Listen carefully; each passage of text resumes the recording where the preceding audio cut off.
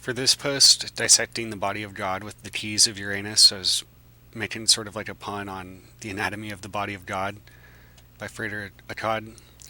But I said, space constraints prevent me from providing a larger table, which here I put like in bold. Essentially, what you can hardly see are the times, like the multiples of each other, 1 through 45. But obviously, the whole table of numbers is there. But space constraints prevent me from providing a larger table, but 45 times 45 should suffice. 2025 is 9 years away, and the last year of the multiples we will be examining is 1936, so the last year that actually had happened. 44 times 44, which was when Aleister Crowley published The Equinox of the Gods, which presented to the public a detailed account of his reception of Liber vel Legis in the new eon. 44 is the number of the Phoenix, see Liber Etzel IV, or 44, the Mass of the Phoenix, in chapter 44 of the Book of Lies, and the child, Yalad. The number 45 is that of Adam, meaning man or humankind, of red earth, i.e. like the clay, and the sum of the numbers 1 through 9. 2025 may then signify another transformative marker for humanity, especially considering the exponential increase in technological understanding, of which this knowledge may prove useful towards. If you realize in the span of just over a century we have went from just beginning to harness the power of electricity to having quantum supercomputers and satellites connecting nearly every person on the planet to one another, you could imagine how unimaginable our present state would be to someone living a century ago. We would be nearly unrecognizable and almost alien. Certainly, if we could somehow go back even just 2 centuries, we would probably be burned at the stake for being in league with demons. An equally or even more so alien future may indeed lay just ahead of us. We should then try as best as possible to anticipate such probabilities, looking Janus-faced, or rather Cerberus-like, at both the past and future to better take hold of the present. When lifelog type devices are increasingly made to be demanded on the mass market, this will be easier to do as every action will be graphed and charted and behavior modified accordingly. See LifeLog, DARPA, Quantified Self, Bioinformatics, Computational Biology, etc. Whereas in the past I've primarily covered the triple values such as 111, 333, 666, 999, etc., I will now examine the multiplication squares which are figured in the top picture. And so it's funny because like I was also recently getting into the primes, and that's why I included this table, and 1013 itself is a prime. These like 313, 311, this sort of like weird UFO or ufology stuff that I went ahead and just put the notes to. Because like I had literally, in my notes myself, had made a list of like these 41 multiples, because something about that number stood out to me at the time. And I was getting to 82 finally, and I went ahead and put all these things. And then when going through the notes, I don't remember even, like, it startled me almost to come across these drawings I made, which I don't know when I did them exactly, but it was before I was getting into these books. And yeah, it's anyway, this 81 or 82 and now 83, which is bismuth. I can't find my piece of bismuth. It's off somewhere. But I was reading about bismuth in this book I have actually, and I don't know if I should get into it right this minute. Oops.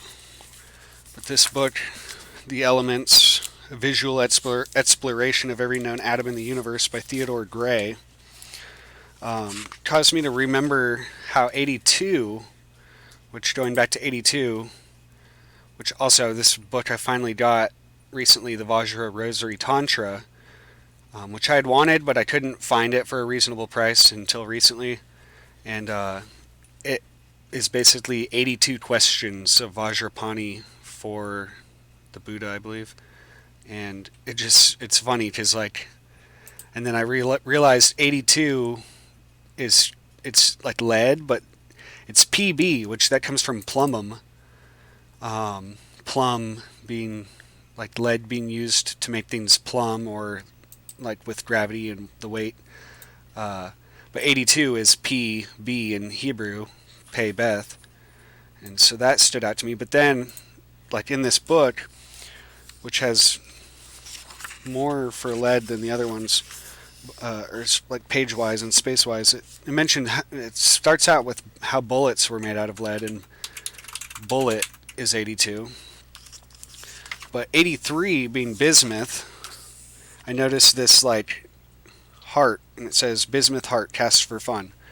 But it ties in with this heart stuff in this book, the Vajra Rosary, the heart knot, essentially, which is discussed in this Vajra or Vijnana Bhairava Tantra, verse 64. The fusion of the two breaths, or the inward and outward, or the upward and downward, and like water and fire, essentially, also ties in with this 1013 number, because I found out that Ein Rodel, which is this fountain they call it the Well of Job, it's associated with fire. I don't remember where it said that, and I don't know much about it, but it's stood out to me because it equals 1013. Sabil, come to find out, is 107. I always find like a new 107, or Sebil. Yeah, Sebil right here, the Turkish form. It's like a sacred well or spring. Makes me think of like a lingam. But 1013 is also O, which O is like the, or Omicron, sometimes in Greek. It's like the, and then Barbelo, but a bunch of other things you could consider it as, like the face, or the countenance. But Barbelo being this, Gnostic sort of Sophia Babylon concept, it stood out to me. Anyway, there's so much, but going back to this ninth arch in 81, 82, and 83, in a homely cave set in a calm hillside, but how could you know? There's something to that. It's pretty deep that I'm not going to get into right now, but going on to 83, a sigil of Zos told the whole secret. Grant put it in his grimoire. So the sigil of Zos is mentioned also in like verse 347 and a few other verses later on in the book, but it has to do with this picture essentially in the beginning. And there's like cones throughout, but there's a cone here, and these cones are like they're symbolic, like Twilight language for time, essentially. Let's go to 347. He said, "Dive through the cone, I dove." It has to do with this like geometry, the warping geometry of space-time, and it ties in with 107 being the egg. So the cone and the egg are analogous, essentially. And again, it's weird because this book mentions how bismuth is centered between two of the most, like lead is used for bullets, but then polonium is used for poisoning, like two assassination sort of methods. And yet bismuth is associated because it has diamagnetic, like is opposed to magnets, and therefore it gives it like levitation properties, and it's associated with UFOs. Bismuth, magnesium, and zinc supposedly is like one of the alloys of some metal that they found. But this heart symbolism stood out to me because, again, this like recasting a new heart is mentioned in Ezekiel, but also just this Gnostic concept. And I wanted to read the Gospel of Mary eventually, but and the whole concept of Job, both Job and Ezekiel are both essentially 82, Job and Ezekiel, so they've been in mind.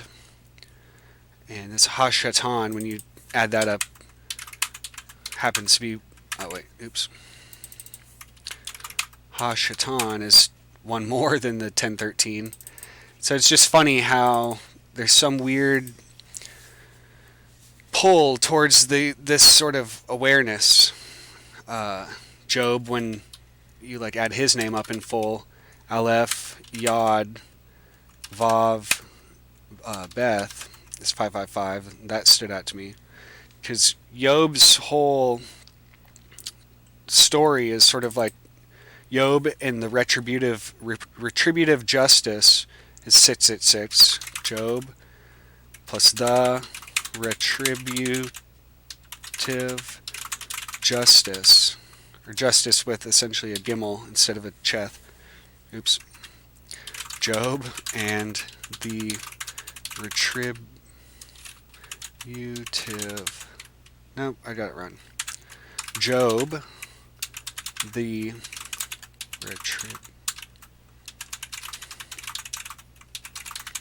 So yeah, Job and the retributive justice, when you just not add and as like a spelled out, but you just add them, is 666. And because reading about this, that's one of the main themes of his whole story.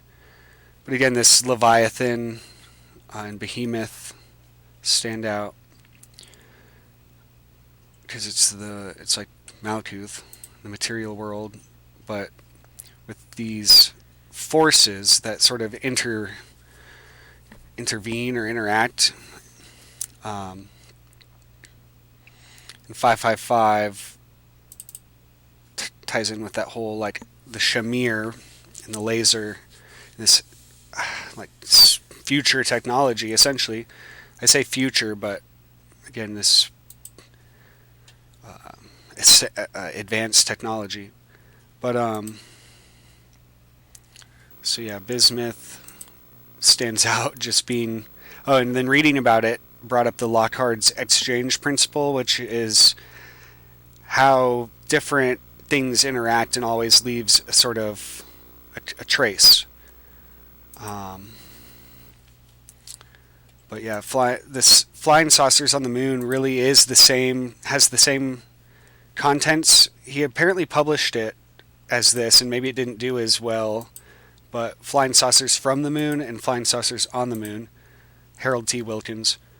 Harold T. Wilkins originally wrote about treasure and lost treasure, Captain Kidd and his Skeleton Island, pirates and treasure essentially, which connects with like Ophir in this book this city in the Bible that they can't really account for, but is where Solomon got his gold and a lot of other jewels. And it's just interesting, like the whole idea of materials and metamaterials comes to mind. But he eventually caught on to this whole flying saucer craze and wrote about that. But this book, Flying Saucers on the Attack, it's kind of interesting because it shows, when looking back at Donald Kehoe's books, but also his books, Harold T. Wilkins, it shows how much we haven't moved forward from what was going on then and what's going on now. What was I going to say also regarding, he talks about the South America and these white gods it mentions, and in the section on the white gods it even mentions their association with ancient astronauts and extraterrestrials. So it makes me think of the tall whites, and the tall whites are essentially what I have experienced in, like, you could say dreams, but there was full memories of certain interactions when I was young with them that later on I read about as being typical of abduction accounts. And yet I had dreams of it, of these tall white aliens, like with faces I can hardly even remember, and some of the experiences are like spotty, but essentially that's what I thought they were. They were tall and they were white, or really translucent, with that the thicker the skin was in certain areas it was more white, but they had long sharp-ish teeth, like maybe multiple layers of teeth. Their eyes were not like normal, but something about their mouth, like I remember them covering it because it was pretty ghastly, and just strange. That's why I mentioned them, but so that stands out to me regarding Harold T. Wilkins.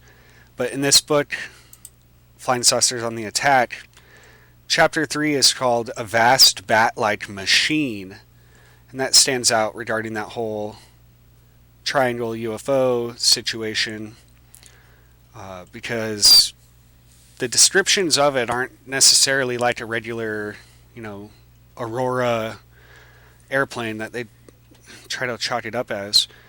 But it even says, before reading further in the blog post, I wanted to read this because it's only a few pages.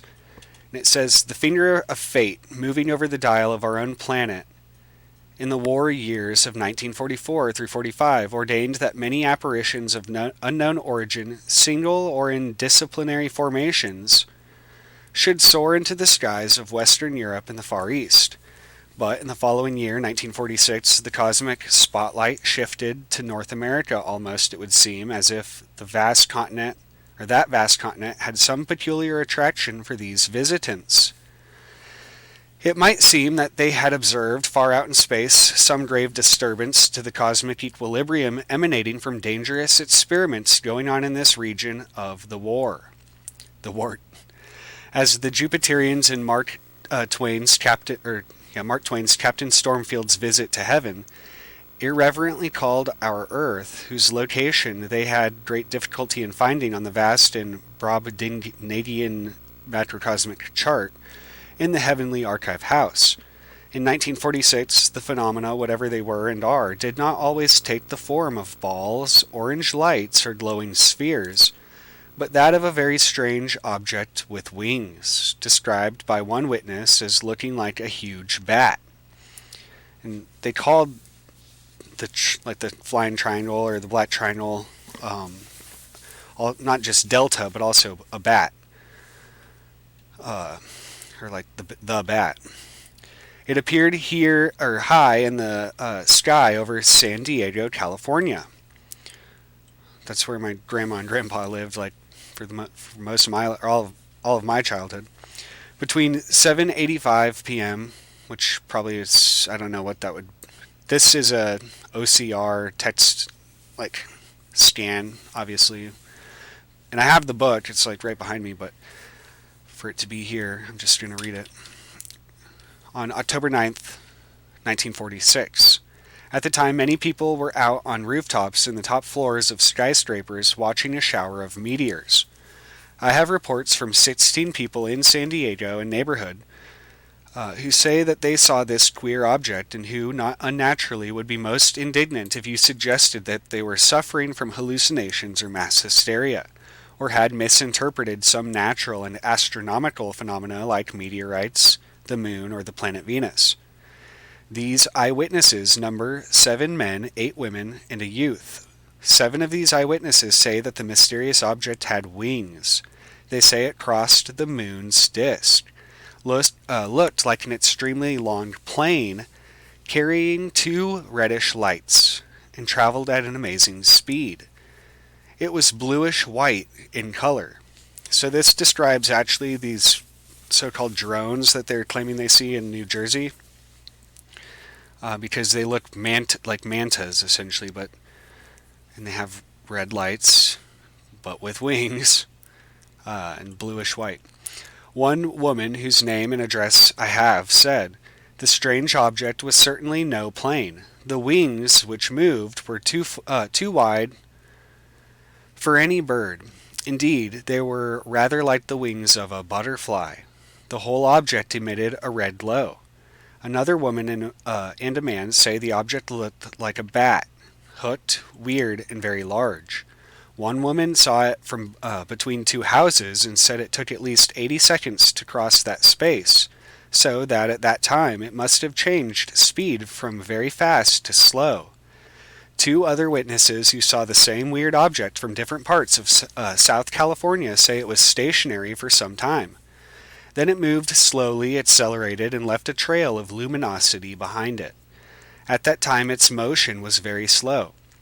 A woman who is a professional astronomer took a time exposure of the moon and says that the film, when developed, showed a strange effect of smoke rings, or halations, seen on films and plates, as if fire were coming out of the moon, or as if a passing object had left a vapor trail.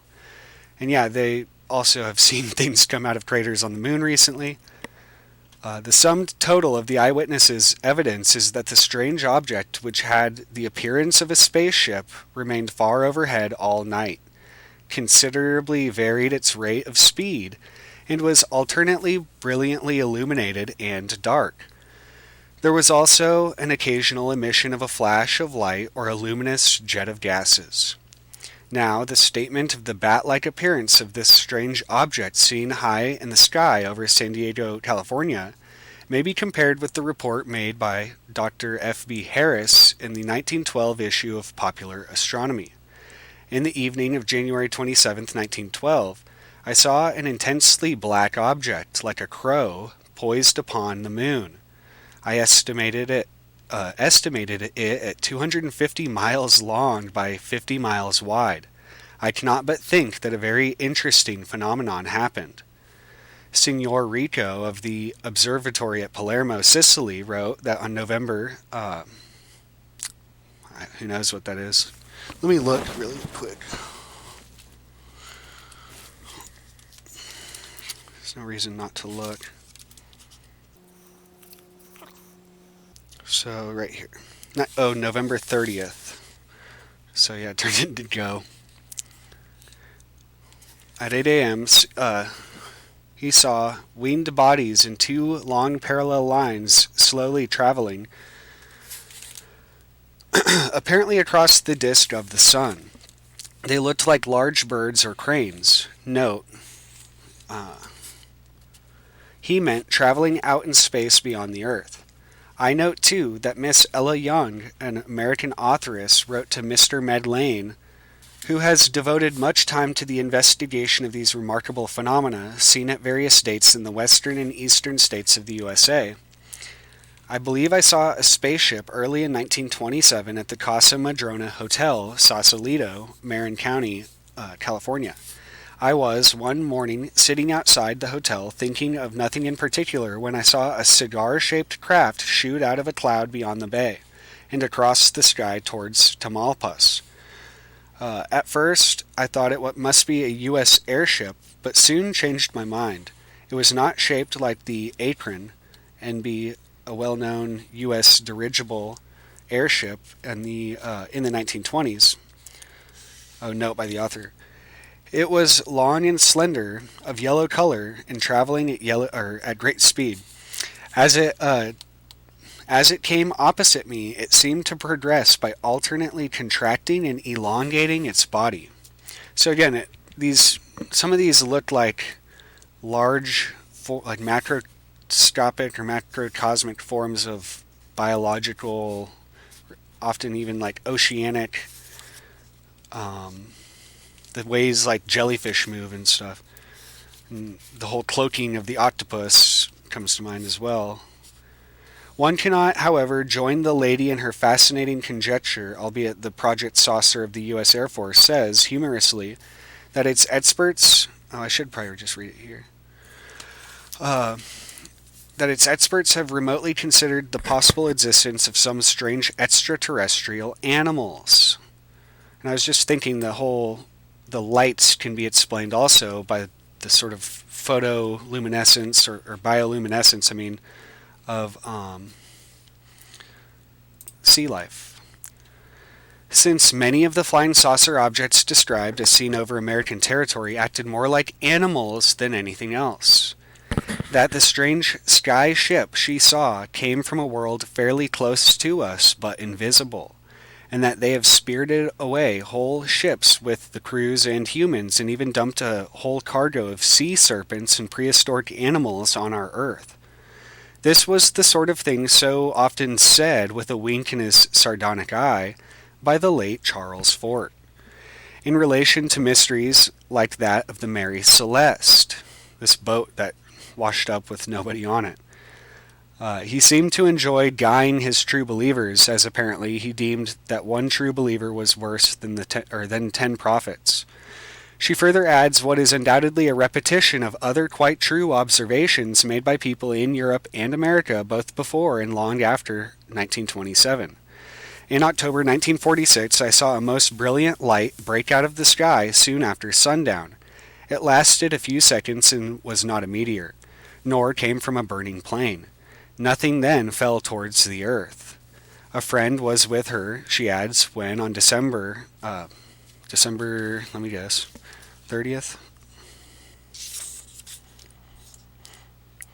She further adds, what is undoubtedly a repetition of other quite true observations made by people in Europe and America, both before and long after 1927. In October 1946, I saw a most brilliant light break out in the sky soon after sundown. It lasted a few seconds and it was not a meteor nor came from a burning plane. Nothing then fell towards the earth. A friend was with her, she adds, when on December 30th, 1946, we were on high ground that curves southwards from Morro Bay. The sun had just gone down and the time was 5:35 p.m.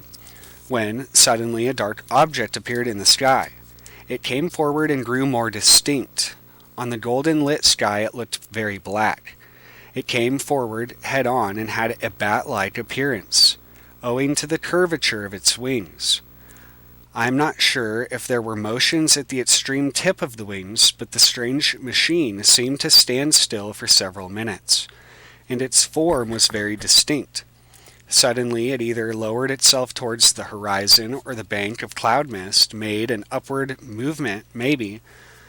Both movements occurred for the machine passed behind the cloud and did not reappear. Immediately afterwards, a great flush of color spread over the sea.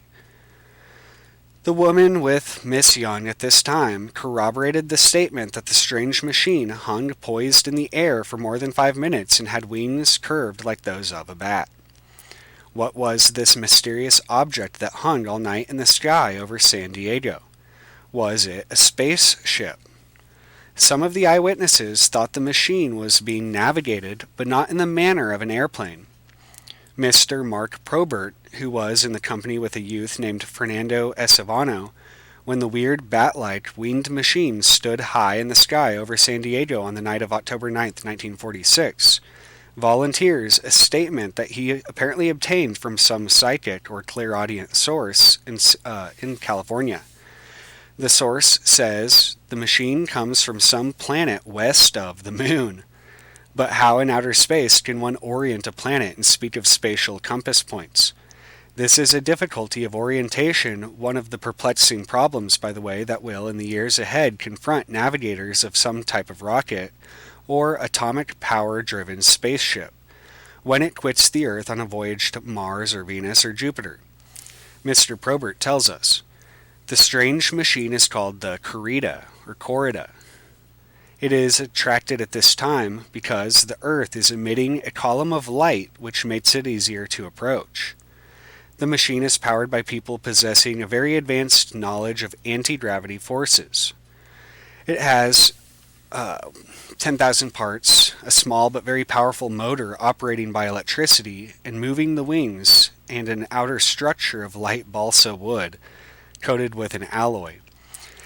The people are non-aggressive and have been trying to contact the Earth for many years. They have very light bodies. They fear to land, but would be willing to meet a committee of scientists at an isolated spot, or on a mountaintop. Again, I prefer to offer no comment on the above, or on the unknown place of origin of this queer-winged craft vaguely said to come from some world west of the moon. But besides the so-called Kurita, there are alleged to be abroad in the skies other strange craft of extraterrestrial origin. They seem to be connected with the fantastic aircraft seen by the U.S. pilots over Western Germany in 1944, one of which came up at an amazing speed far beyond any type of craft we here have been able to build. So, same with the Tic Tacs, essentially. And in full sight of the pilots, did a wing over and vanished into the air like aerial phantasms.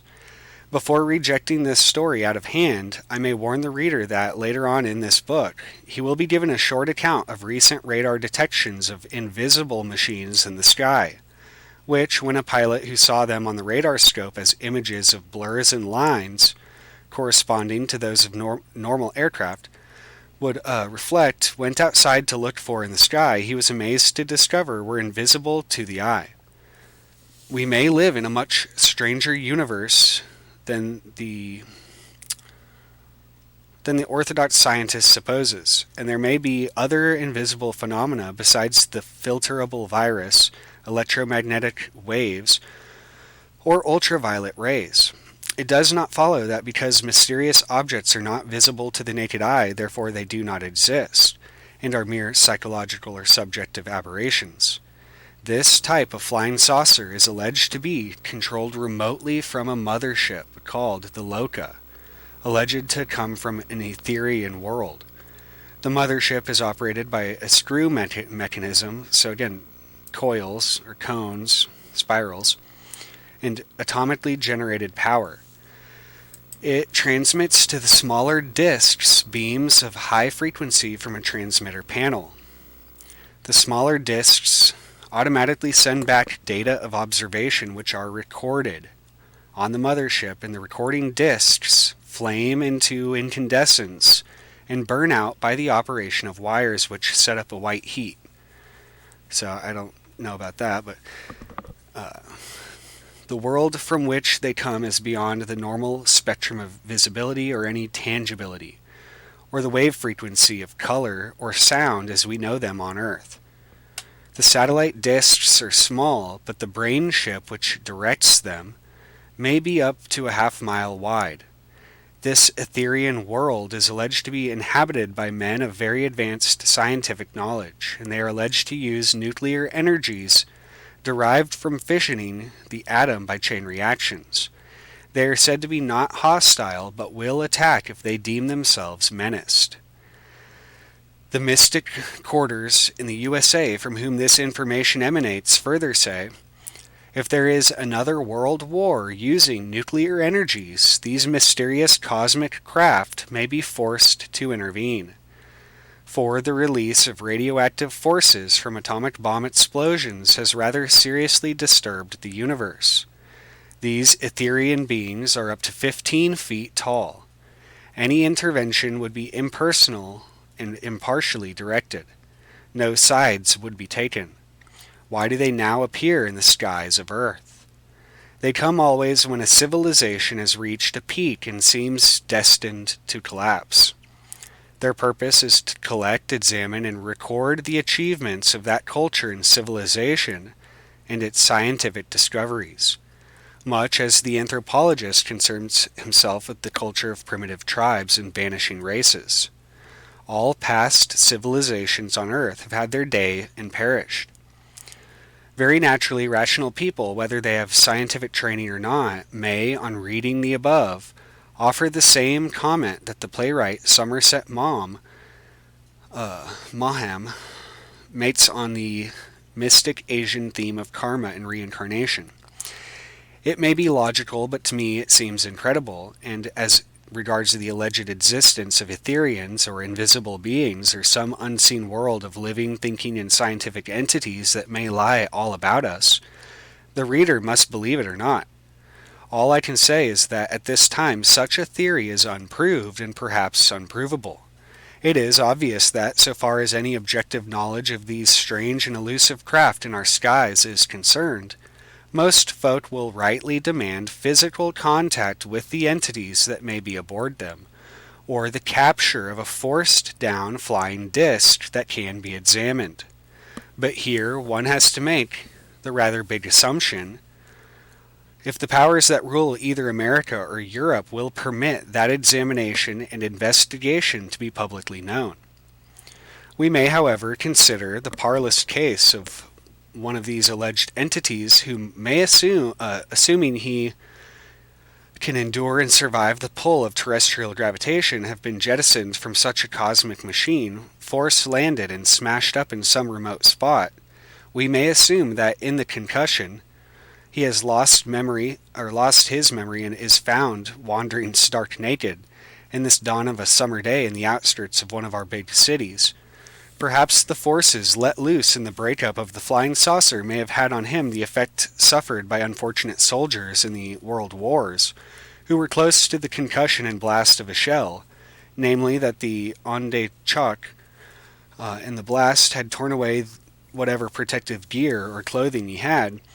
Weary and entirely disoriented, that entity, one assumes he is a humanoid, in accord with the law of the cosmos, seats himself, say, on the wooden bench of a public park. Soon there bears down upon him a policeman who, scandalized at the sight of a naked man in a public space, demands to know how he came to be there. Would not the earth-stranded entity's position be exactly that of the naked man found one June dawn in a Chicago park? A scandalized policeman asked him who he was and what he meant by such conduct. The man, raising his arm solemnly towards the still starry sky, uttered the one word, Beetlejuice, which the policeman naturally wrote down phonetically in his notebook as Beetlejuice. Therefore, the policeman led the previously naked man, whom he had swaddled in a blanket borrowed from a saloon keeper, to a safe place to which 3 wise physicians were summoned.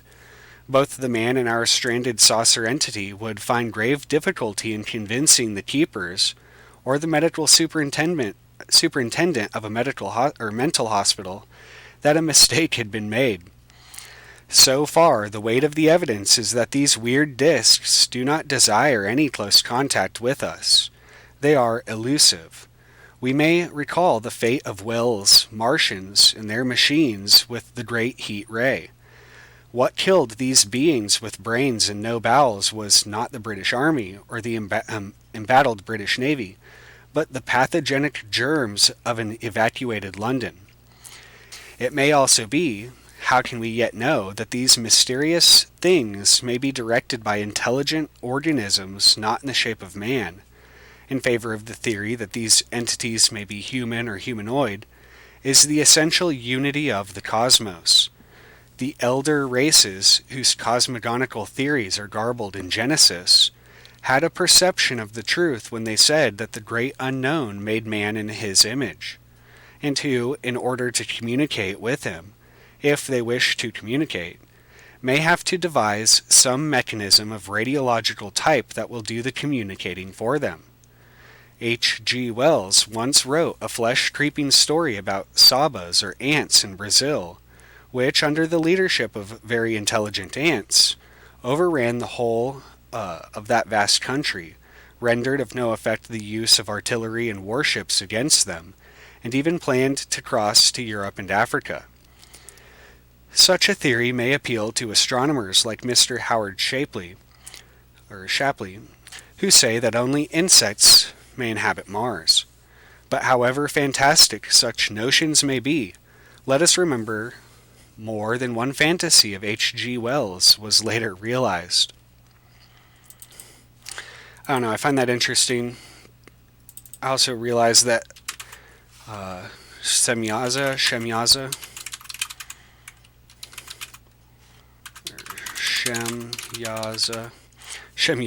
which is also related to this whole mythos of the Watchers, is also 369, which is the black triangle. 26 is also this black wings that Kenneth Grant mentions here, but he says 26 is Ku, a powerful form of Chinese magic analogous to Obeah. And Obeah is 83. Obi and Maika and various other forms of magic is 82. Magic. But 83 Obeah, and to the cult of Akbish, the spider. The sigil referred to is a formula used by Austin Spare to open the outer gateways. He enshrined it in a drawing inherited by Frater Eosic. So again, lamb is the drawing he inherited from Crowley, and then he also got probably a lot of pictures from Austin Spare. He added it to the grimoire when events in New Isis Lodge revealed the sigil's connection with Clannda, the Water Witch. See Grant Images and Oracles of Austin Osman Spare. 3 decades and more passed before the secret embodied in the drawing was revealed to the present author. 26 is Yod-He-Vav-He, the unutterable name, the lost word, the formula that unlocks the doors to other spaces, other times, and to the timeless void beyond, i.e. to the Mav Zone. Because being the father, mother, son, daughter, essentially this daughter births the new eon, or other times. It is also the number of Avak-Du, a variant of Avagadu, black wings.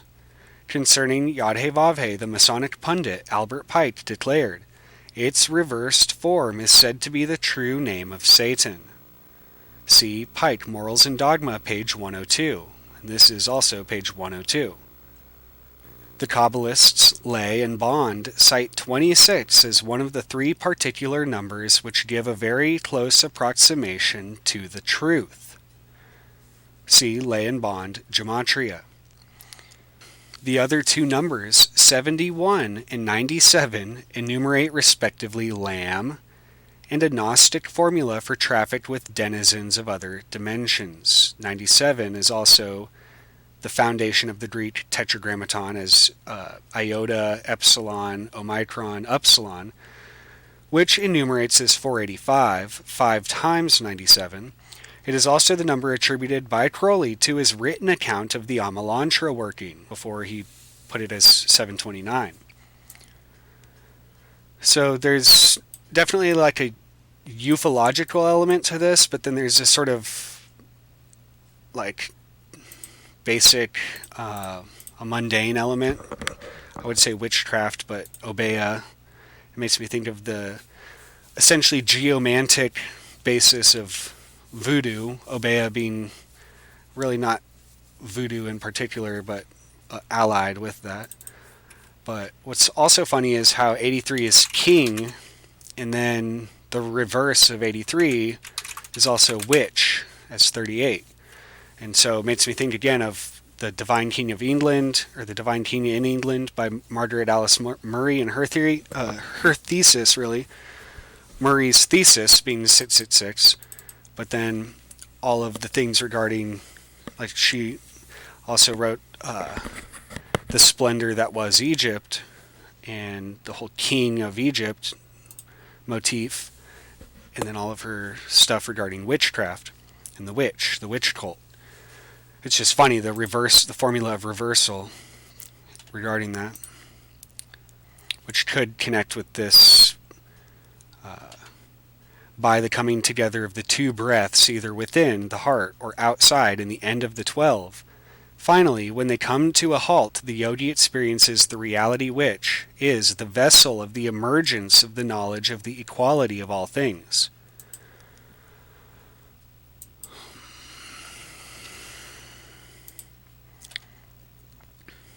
So moving on, 0 is the eye of the dragon and the auric egg which is activated or hatched through initiation. It contains the concealed wisdom and the magic power of the universe. Again, the Azoth, or the Ein Sof. This is the philosopher's stone or pearl of great price, as well as the holy grail of old. And it can be conceived as both Nuit and Hadit in their union and manifestation of Rahur Kuit, and his inner aspect or inner dialogue, Hor Par Krat, Horus and Set or Harpocrates, which when balanced in Mayat conceal Hrumachis, the double-wanded one. The O is also the mirror and the crystal ball. the gate or portal of the abyss. It is also the ceremonial circle and the toroidal funnel. The O is thus the eye, the egg of the dove of spirit, and the grail into which all is poured. 1 is the magus and the lightning bolt of illumination descending from Kether to Malkuth. It is the electromagnetic spectrum, and it could be the Tesla coil in the sphere, or O. Or it could be thought of as the wand, sword, or dagger which casts the magical circle. 1 is the dot in the circle, and the dot is Doth, or the knowledge of self-reflection, and the illusion of separation. The one light reflects onto the world, 10, Malkuth, and creates the shadow, 11, the Tlephoth, and thus also time, duration, or chronology. 1 is spectrum, 11 is the quantum parallel of any other perspective of or on that spectrum. 11 is the egg of the O in its unfolded or manifested form. Thus it is the outside, the shell, rather than the inside. O. This is why 11 is said to be the number of the Tlephothic shells, which represent that which is beyond or outside the sphere of reality, or the auric egg of the magician. Becoming one again with the shadow is the only way to vanquish it. Both 0 and 1 are attributed to Aleph in tarot and gematria, respectively. Again, it is thought the cycle of initiation and awakening of the 0 or egg that the 1 or magus power is activated. Again, it is through the cycle of initiation and awakening of the O or egg or aura that the 1 or magus's power is activated. The circle necessarily has a lower descent through the darker bottom half, wherein the inner vision is recognized and the dual aspect of inner and outer light is realized as one great pillar, and the crown of the sun is attained. Note that the circle 360 and the point is 361, which is samadhi. 2 times 2, some would say, is 4. 4 are the magical weapons and the watchtowers of north, south, east, and west. These are the rudimentary elemental powers which the magus is to master and harness in initiation and practice. The 4 it spans on every level, being that of Chesed, Jupiter, on the Tree of Life, which is indicative of expansion. The 4 elements begin to swirl from the first whirlings of Aleph, from Kether, in the form of the svastika, concealing in the animation of the lifeblood, Mem, the hidden aspect of spirit, Shin, which gives life to the ever-growing tree, Tau. Aleph, Mem, Shin, and Tau are the air, water, fire, earth, and the hidden spirit, Akasha. 1, 40, 300, and 400 make 741, Amen. Amun, none final, being 700. The hidden God, which Manly P. Hall says in chapter 33 of the Secret Teachings of All Ages, is the number of Lucifer. Lucifer is the greatest mystery of symbolism. The secret knowledge of the Rosicrucians concerning Lucifer is nowhere so plainly set forth as in these plates, which virtually reveal his true identity, a carefully guarded secret about which little has been written. Lucifer is represented by the number 741. So that's a quote, which I don't know why I didn't put the other one there, but the body of God is the elements that make up the universe. 7, 4, and 1, remember, are the magus, his weapons, and the 7 spirits of unrighteousness, 7 vultures of evil. These are the 7 principles or principalities of the Ruach. 741 in Gematria is also the cornerstone, which the builders rejected. This is the inner light which has been rejected. 3 times 3, 9. 9 is the grid of the 3x3 calculator, and essentially Saturn, and Yesod are the foundation of the Tree of Life. This is the astral web just beyond material form, which sifts out and incubates the more numinous energies of Yetzirah, according to the will. So it makes me think of the the web down mentioned here, right there, the etheric web itself, mentioned in this that funnel effect chapter I read. But where is it? 9 is Teth, the serpent, which is the will going back toward the crown via Tifereth. Thus, 9 is the Kundalini, which in its eternal backbiting or backsliding, eating its tail, sits in 9. The charge of electromagnetism imprints upon the O its idea or illusion of reality. So, again, this vortex of what you would call a timeline.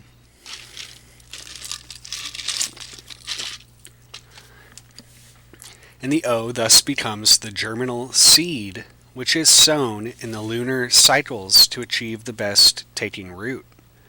The number spectrum repeats at 9, and the O is thus the portal which the serpent passes in its evolution, the eye of the dragon opening doth, or the clifothic skin which it cyclically sheds. 4 by 4, 16. 16 is the number of geomantic figures, as well as a major number in the divination system of voodoo. It is also the number of if, a creative formula examined by Hans Weihinger in the philosophy of as if. As is 61, and if 16. Together they resume the formula of magic as 77, or willed creativity. Yod Vav Aleph Samet, or Ivas, is another form of Iwaz, the spirit of the beast, symbolized by Oz, the goat. 4 times 4, being the square cubed, forms the cube, 16, of the Tao, which in the tarot is the universe. 16 is itself Pe, however, which is the tower, signifying the central tower among the 4 watchtowers of the cross, reflecting the light of Jah, inward and outward upon the darkness of Ahi, the enveloper of the Vedas. Note, Veda is 16, as well as Deva, divinity or divine being. 5 times 5, 25, is a more accurate spelling of Iwaz. It is also the number of David, meaning beloved, the slayer of Goliath, and Judah, meaning praise. Being that of the pentagram cubed, it is a form of banishing and consecration of the elements with the Akashic egg. The egg need not be considered wholly clifothic, as it is the egg which is the auric shell or shield of Magus. So again, 107 being the Star of David or Magen David, but also Bitsa, the egg. It is also the V, i.e. the Vav or flame of Tifereth, which inscribes the cast circle in pentagrams with the descending cone of power. V is also the sign of Vulcan, victory, in the Roman numeral 5. The Sephira of Jebera, strength, Mars. War and peace, which are balanced in temperance, Samek, the 25th path. 25 is also Tuat, or Twat, referring to the vulva and the underworld or realm of spirits from which it provides egress. 6 times 6, 36, is the digit of the way, for being 6 cubed, and 6 is the number of faces of the cube, and since the sum of 1 through 36 is 666, the sun, it is the golden way, the yellow brick road, which can unlock the solar central gate of awareness between the microcosmic self, 6, and the macrocosmic sun, 6. Since 36 is the way, and 666 is Samek Vav Mem final, it implies that to sum the values of the letters is the way of reckoning the occult meaning of these formulae. It could also imply that Lam, the way, as the way of silence, may be synonymous with the solar phallic serpent power of Ha-Shatan. Ha is the, Sh is Shin, the fire, T is Teth, the snake, and N, or An, is the spirit.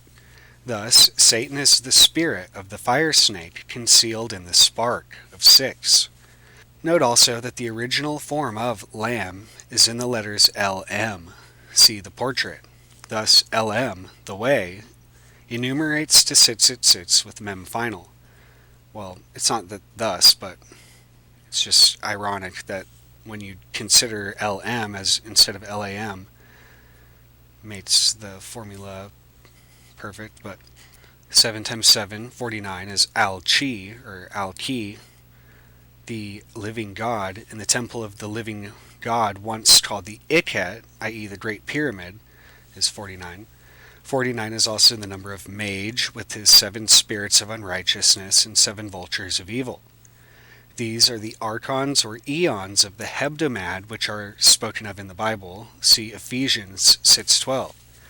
This knowledge shows that the powers of which we battle are not wholly physical, but mental and spiritual as well.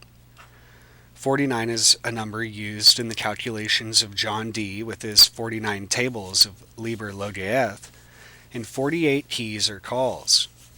Beelzebub, an aspect of Lucifer as one of 7 princes of hell, is also said to have 49 servitors, and himself the prince of demons, or lord of the flies, i.e. demons. Note that Beelzebub is 49. 8 times 8, 64. 64 is the number of hexagrams in the I Ching, or Book of Changes, and being a formula of time, is related to the mystery thereof. 64 is also the number of Din, which Crowley says, along with Daleth, Nun, Yod, are twin mercurial intelligences of Gemini, the twins. See Liber 500, Sefer Sephiroth. In Islam, Deen refers to conscience, religion, law, judgment, and refers to divine governance. Din is an aspect of Jabura, and Dion Fortune calls it justice. Din plays an important role in the doctrine of Zimzum, the expansion and contraction of the universe in manifestation in Mahapralaya, the necessary union and separation of the cosmos for the purpose of spiritual evolution. This is the justice of Althea, truth. Regarding the divination of the I Ching system, it is noteworthy 64 is the number of Nabua, prophecy or oracle. Nabu and Nebo being like kind of, the Babylonian, but also Gilvia, Gimel Yod Lamed Vav Yod He, discovery, revelation, and Va-Nabu. Vav, Nun, Beth, Vav, the Babylonian deity Nebo, who presided over learning and letters, corresponding to the Greek Hermes, Latin Mercury, and Egyptian Thoth, all of which are subsumed under the number 8, the teachers of the law and keepers of truth. 9 times 9, 81, is the number of Alim, the formula of witchcraft. So putting some of this sort of like elemental time knowledge into practice, essentially with the lunar current. Alim is derived from Alhim, or Elohim, which means God or mighty, the creative power or powers in Genesis, when it says man is made in his image or their image. 81 is also Kaf Semek Aleph, or Kasa, the Hebrew word for throne, which refers to the symbolic center of the glory of God, or the vision thereof. Cheth Zain Vav Nun Yod, meaning visionary, as in divine revelation or epiphany, also corresponds, along with Yod He Lamed Lamed Vav, Yehelu, Hallelujah, meaning praise, to shine, to flash forth light, glorify. Being the cube of 9, it is also Beth, Teth, Nun, Kaf, or womb, or seed of the mental faculties, Yasad, wherein is prepared and established, as He, Kaf, Nun, Vav, the foundation or form of what is to be manifested. 81 is also Cheth, Gimel, Yod, Kaf, Mem, the feast or festival of a Sabbath. The Greek IAO also equals 81, the Gnostic formula of God, similar to Tetragrammaton, and referring to the regenerative unfolding of light, and synonymous with Pan, the god of the witches, the body of God, as the whole of nature. 10 times 10, 100, is the full expansion or cube of Malkuth in the plane of operation, where the inner tendencies and forces come to manifest into the physical. This is the dense and lower part of the totem, where the caterpillars, or Zayin, Cheth, Lamed, Yod, He, Mem, are to begin their ascendancy into the beauty, Yod, Pe, Yod, of the butterfly. Note that 100 looks like the body of the butterfly with its 2 wings on its back.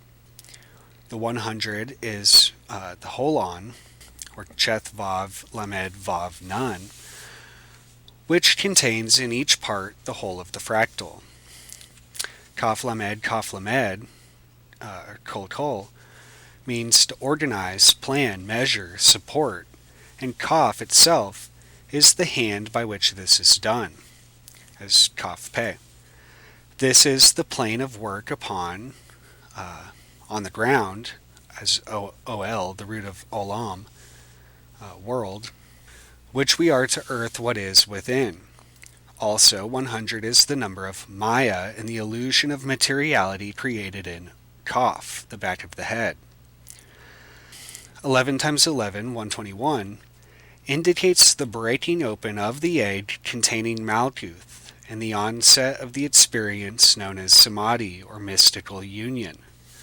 The destruction of the illusion of self, to darken or black out, as Afali, Aleph, Pe, Lamed, Yod, is a major step in the mystical path of the human, which conveys the spiritual rebirth of Aleph, Lamed, He, Pe, He, the pure spirit, or egg, or aura, on the path, 11, of the Fool. 121 is that which is occult.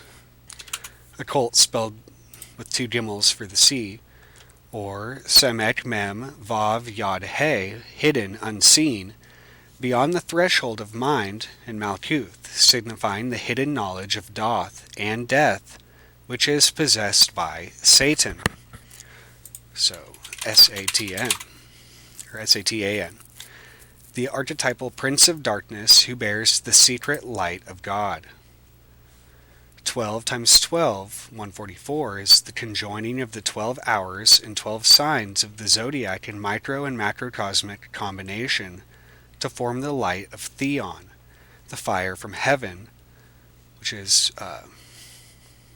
Theta, Epsilon, Iota, Omicron, Nu, or the star fire from above to earth again in terrestrial form to carry out the 12 labors.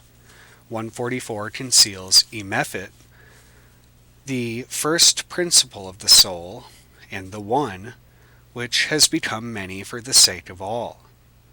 12 is the number of Horus, the solar hours of the sun, and Rahur Kui equals 144 in simple gematria, the ever-coming one which cyclically returns or is reborn in the east, Kadam. Kaf Daleth Mem. The place of sunrise, also meaning ancient in beginning or before. 13 times 13, 169, is the number of the infinite, radiating within and beyond the material forms as Achad, unity, 13, manifested in every way. 169 shows the descent of the light from Kether to Tifereth, the Mesla, essentially.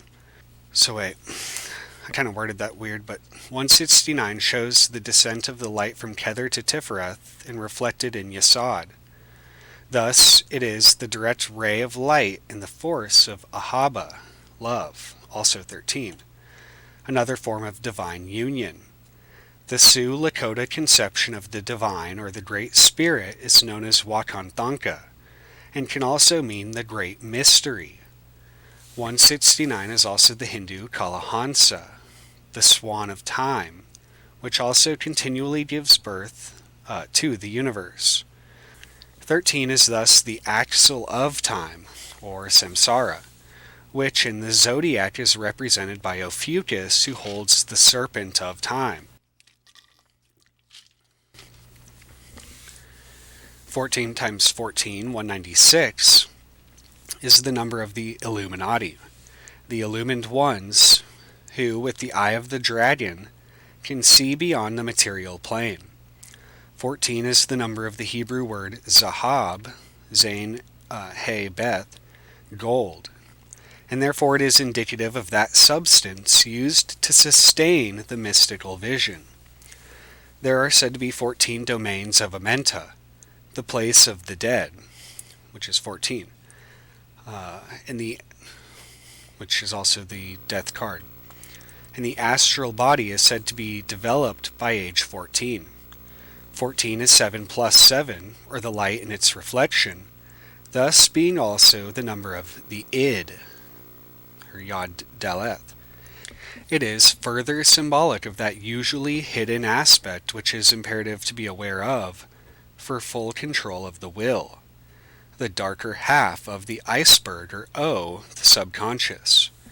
And 14 is also associated with that, the fish that swallows Osiris's phallus, and 14 being Nun as the fish.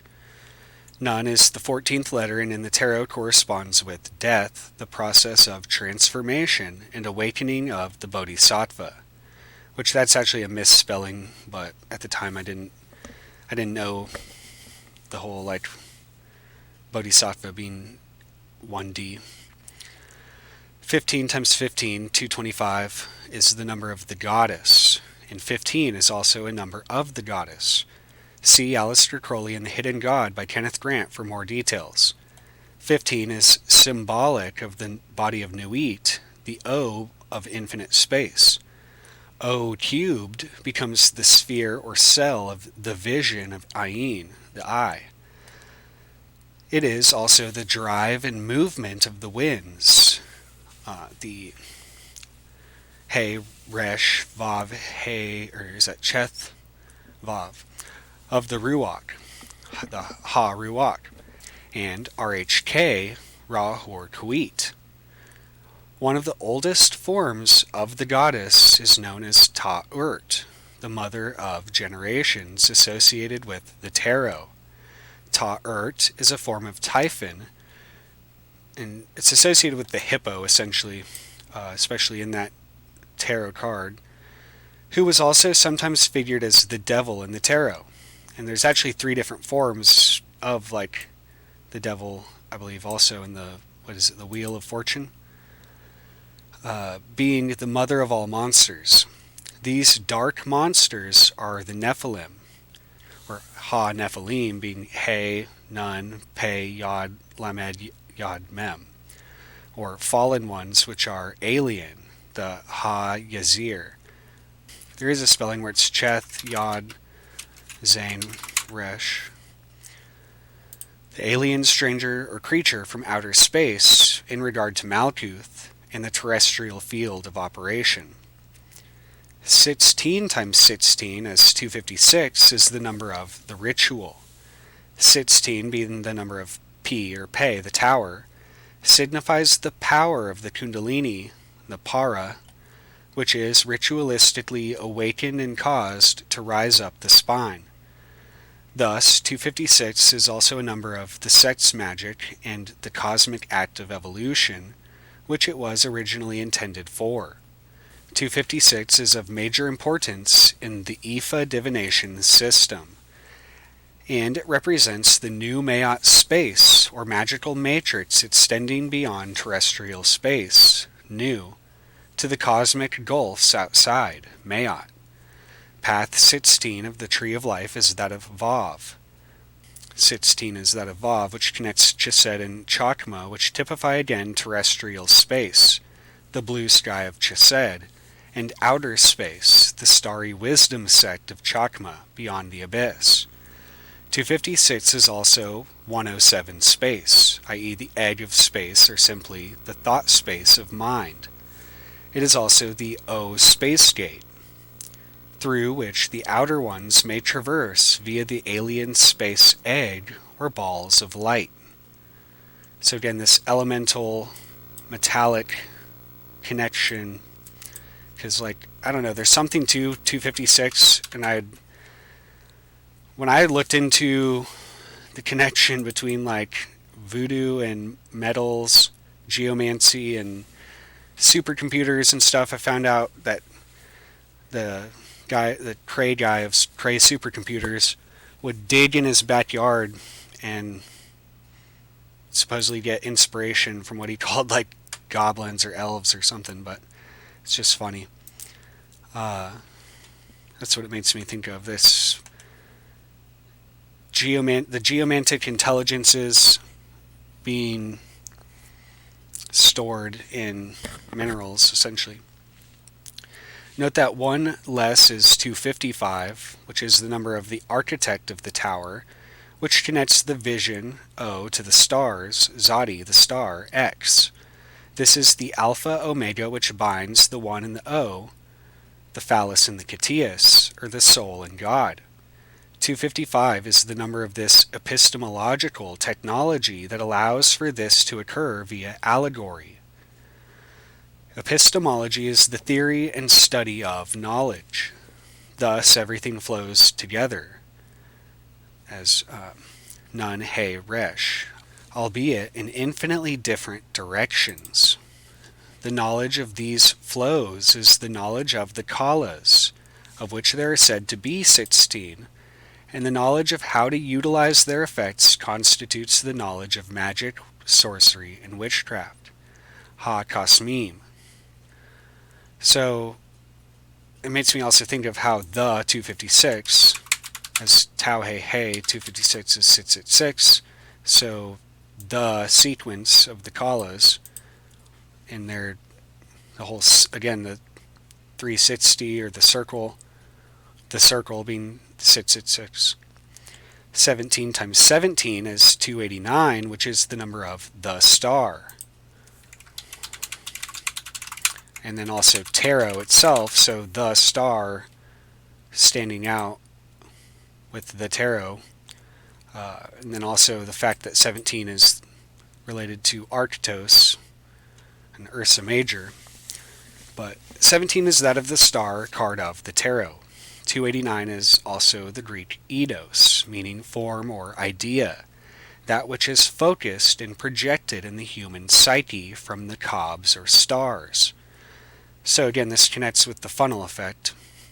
289 is also the dorje, also symbolic of the lightning which transmits the stellar mesla to the terrestrial mind, particularly in the case of the artist who is able to step beyond themselves and channel the wisdom from above, sometimes without their own conscious awareness of its import. Sir John Woodruff mentions a secret, unmanifested 17th kala known as the Nirvana kala in his book The Serpent Power. Kenneth Grant also mentions this kala throughout his work and notes the importance of the number 17 in the appendix of the Ninth Arch.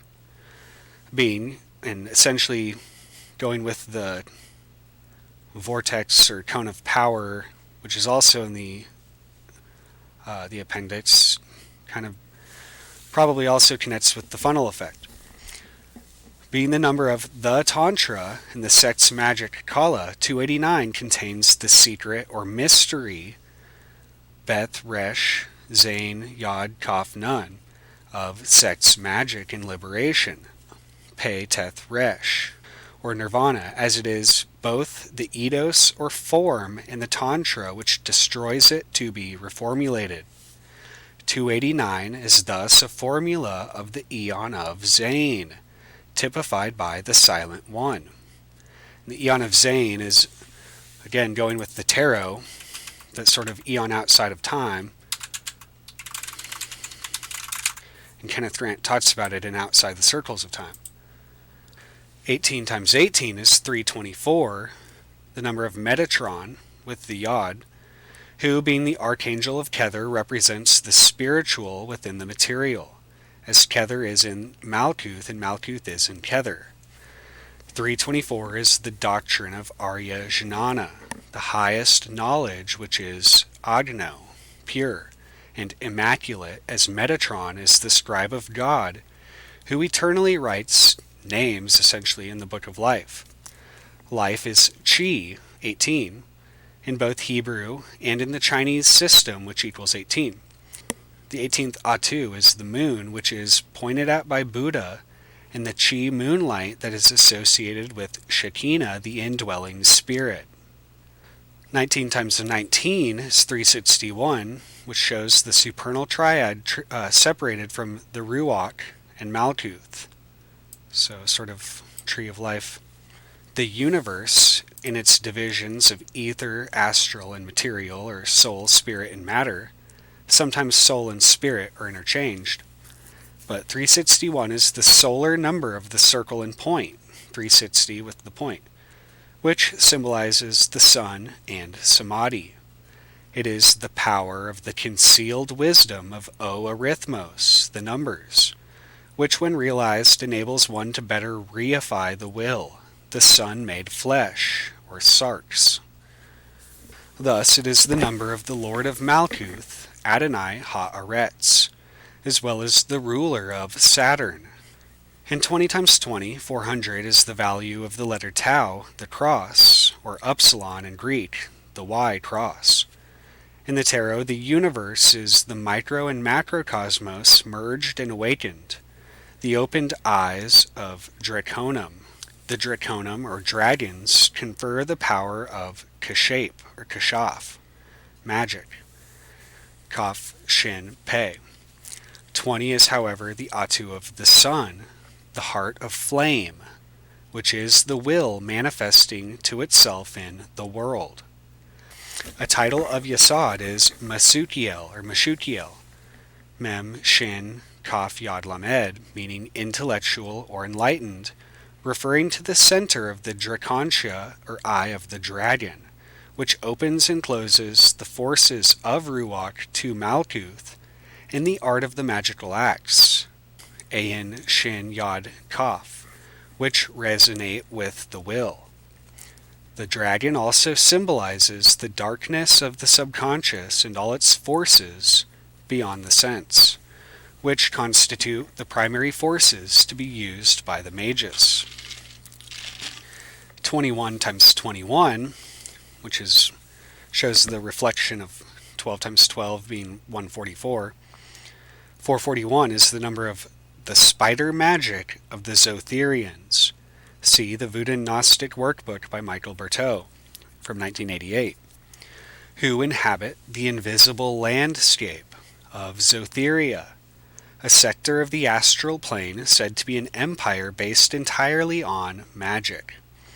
Of this he says, the essential teachers of spider magic, as we call our great guru, are not those who derived their initiations either from African voodoo or from even the old Atlantean magic, but took their powers and thereby come to us from the Zotherian time system, which includes certain magics of our own day, such as our own work, the Atlantean magics and the systems of the Lemurians, all of which survive in other time systems, quite independent of the present externalized and material work, which pertains to the world of space and time and matter energy. The essential behind all spider magical sexual alchemy are derived, in our system exclusively, from the rites of Zom, which refers to the most dangerous and the most archaic part of the ancient Zotherian metaphysics of magic. I am referring really to the most essential part, which is also the most esoteric, but which must be introduced now for your development, part of our teaching, which is based on sexo-magical and sexo-alchemical contacts between certain magical angles and other higher beings and certain planets, known and unknown, in our solar system. This type of contact work has been written about already and is available to the public via the book Cults of the Shadow by Kenneth Grant, page 188, The Trans-Eugothian Transmission Station. The chapter referred is called The Cult of the Black Snake, La Couleuvre Noire, 2. And it is noteworthy that Grant heavily references John Dee, see page 167, in relation to this work, as he was said to be one of the first documented mages to make contact with non-human entities or extraterrestrials, which Crowley attempted to restart. This is also noteworthy considering the Hebrew gray alien as Afur Chakzan or Aleph Pe Vav Resh Cheth Vav Zadi Nun also equates to the number 441, which is also that of Ameth or Ameth, Aleph Mem Tau, which is what the sigillum or pentacle used by Dee was called, meaning truth. And 441, which is what they had to erase the Aleph off of to essentially like stop the golem, I believe. Like not stop it, but just take the life out of it. 441 is 9 times 49. 49 again is the number which was utilized extensively by Dee for his magic. Again, the tuba Veneris, the horn of Venus grimoire is just especially comes to mind. This could all indeed relate to the influx of flying orbs and UFO sightings, which have only increased since the death of Crowley. The oval cranium may be an indication as to who or what those entities may appear to us like. 441 is the clavis inferni, or key of hell, which can unlock and unravel the matrix lattice of the number machine, or meon. So again, the descending hierarchy, or ordines descendens, which is merely the Michael Bertaux term for the 0 point, the meon, connecting to the Ma ion also, which is, Kenneth Grant says, like the dark form of the Ma ion.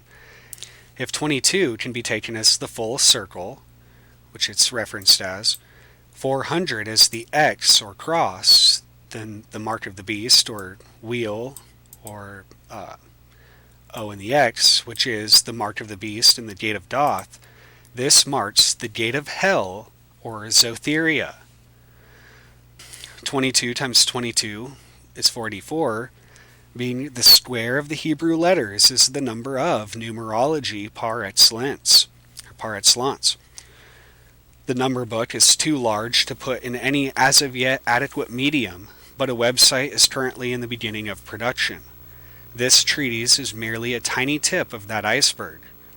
Numerology has been an integral science utilized since the beginning of history, and without it, our mathematical and scientific understanding would be severely lacking.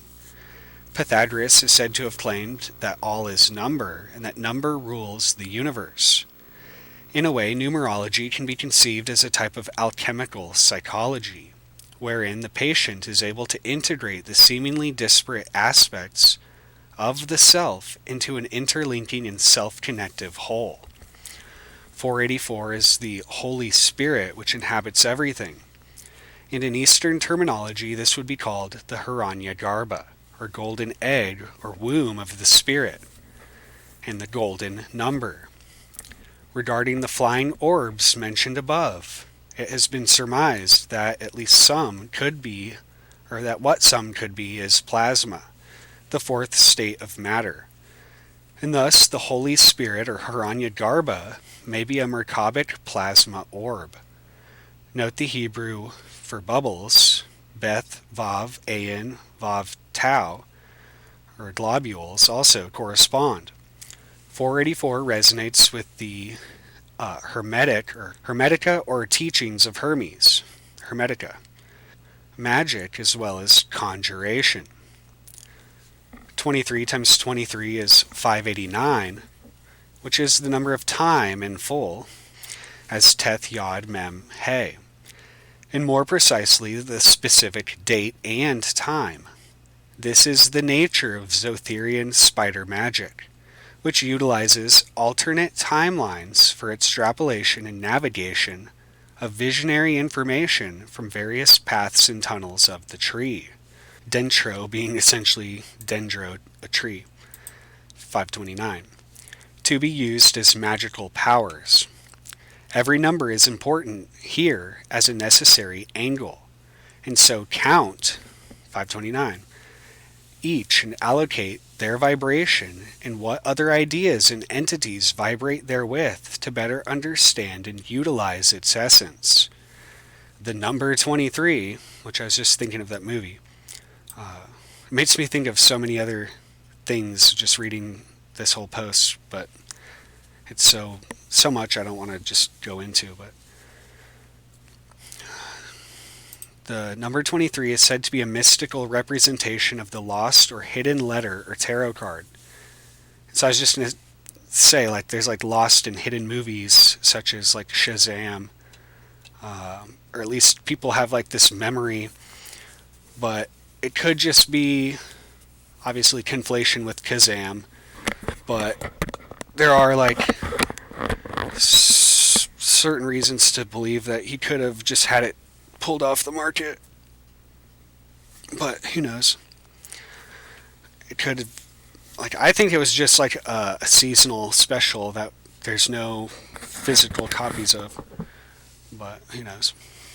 The number 23 is said to be a mystical representation of the lost or hidden letter or tarot card, and thus relates to the lost word of the Masons, which, if found or re-established, would bring the Omega, or the ends of manifestation. 23 is the mirror of manifestation, and thus path 23 on the Tree of Life as Mem, the hanged man, Desmios, captive, prisoner, who hangs upside down over the abyss by the Tau Cross of the universe. So it makes me think of the genie in a bottle motif, essentially, as well. The genie, it's funny, because the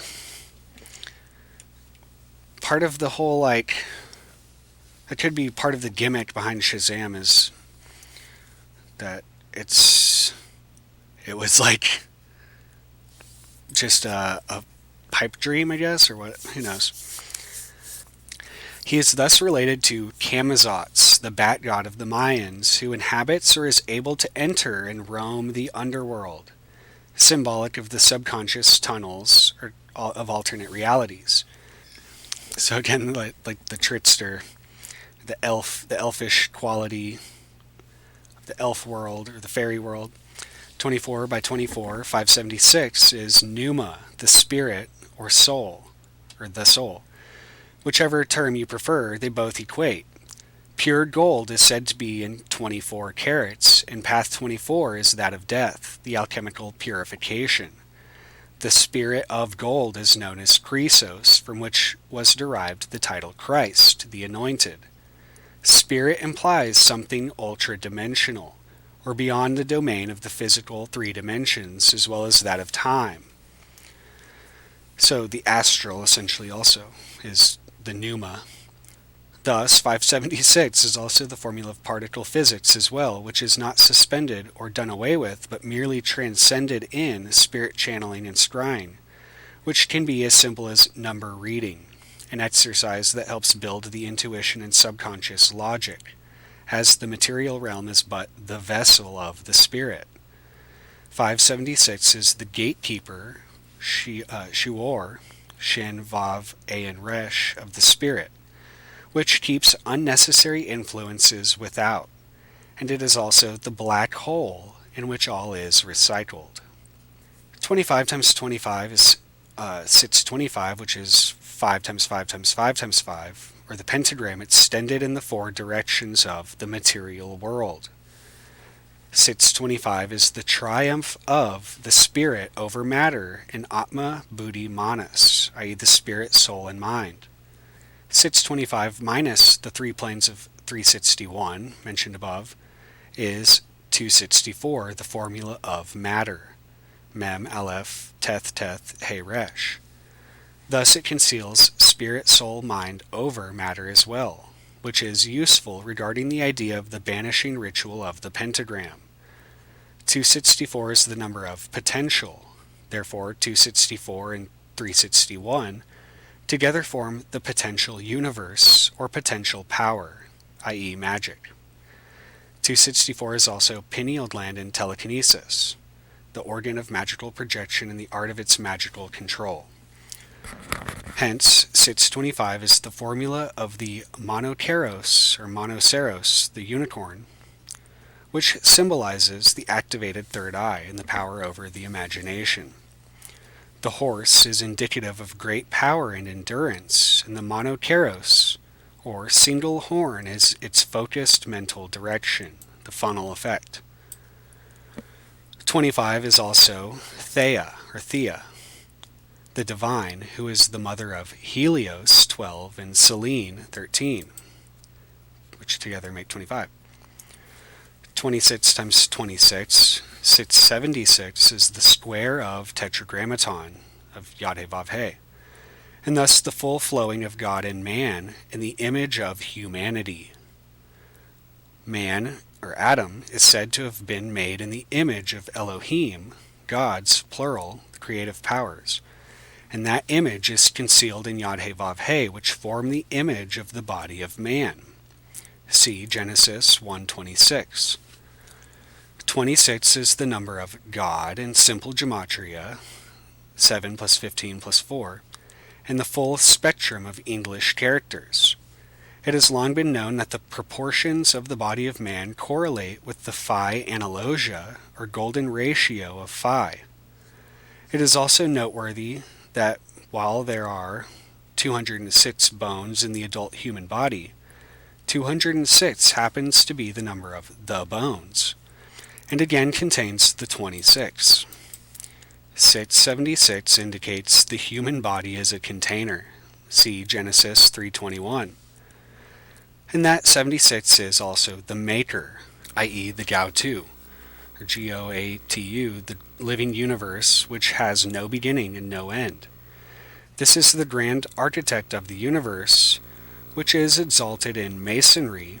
The spelling comes from William Sterling's The Canon, page 244, and is also New Isis, the Typhonian transplutonic power zone, which lies altogether beyond the pylon of Kether and Doth, with which certain adepts are seeking to achieve contact as a last-ditch effort to procure a possible continuation of human evolution before it is destroyed. And 27 times 27 as 729 is the number of the Amalantra working, and the name Amalantra to which it owes its title. Amalantra is a discarnate entity which Aleister Crowley and Frater Akkad communicated with in 1918, and presented to them many important keys which at the time they were both unable to fully understand.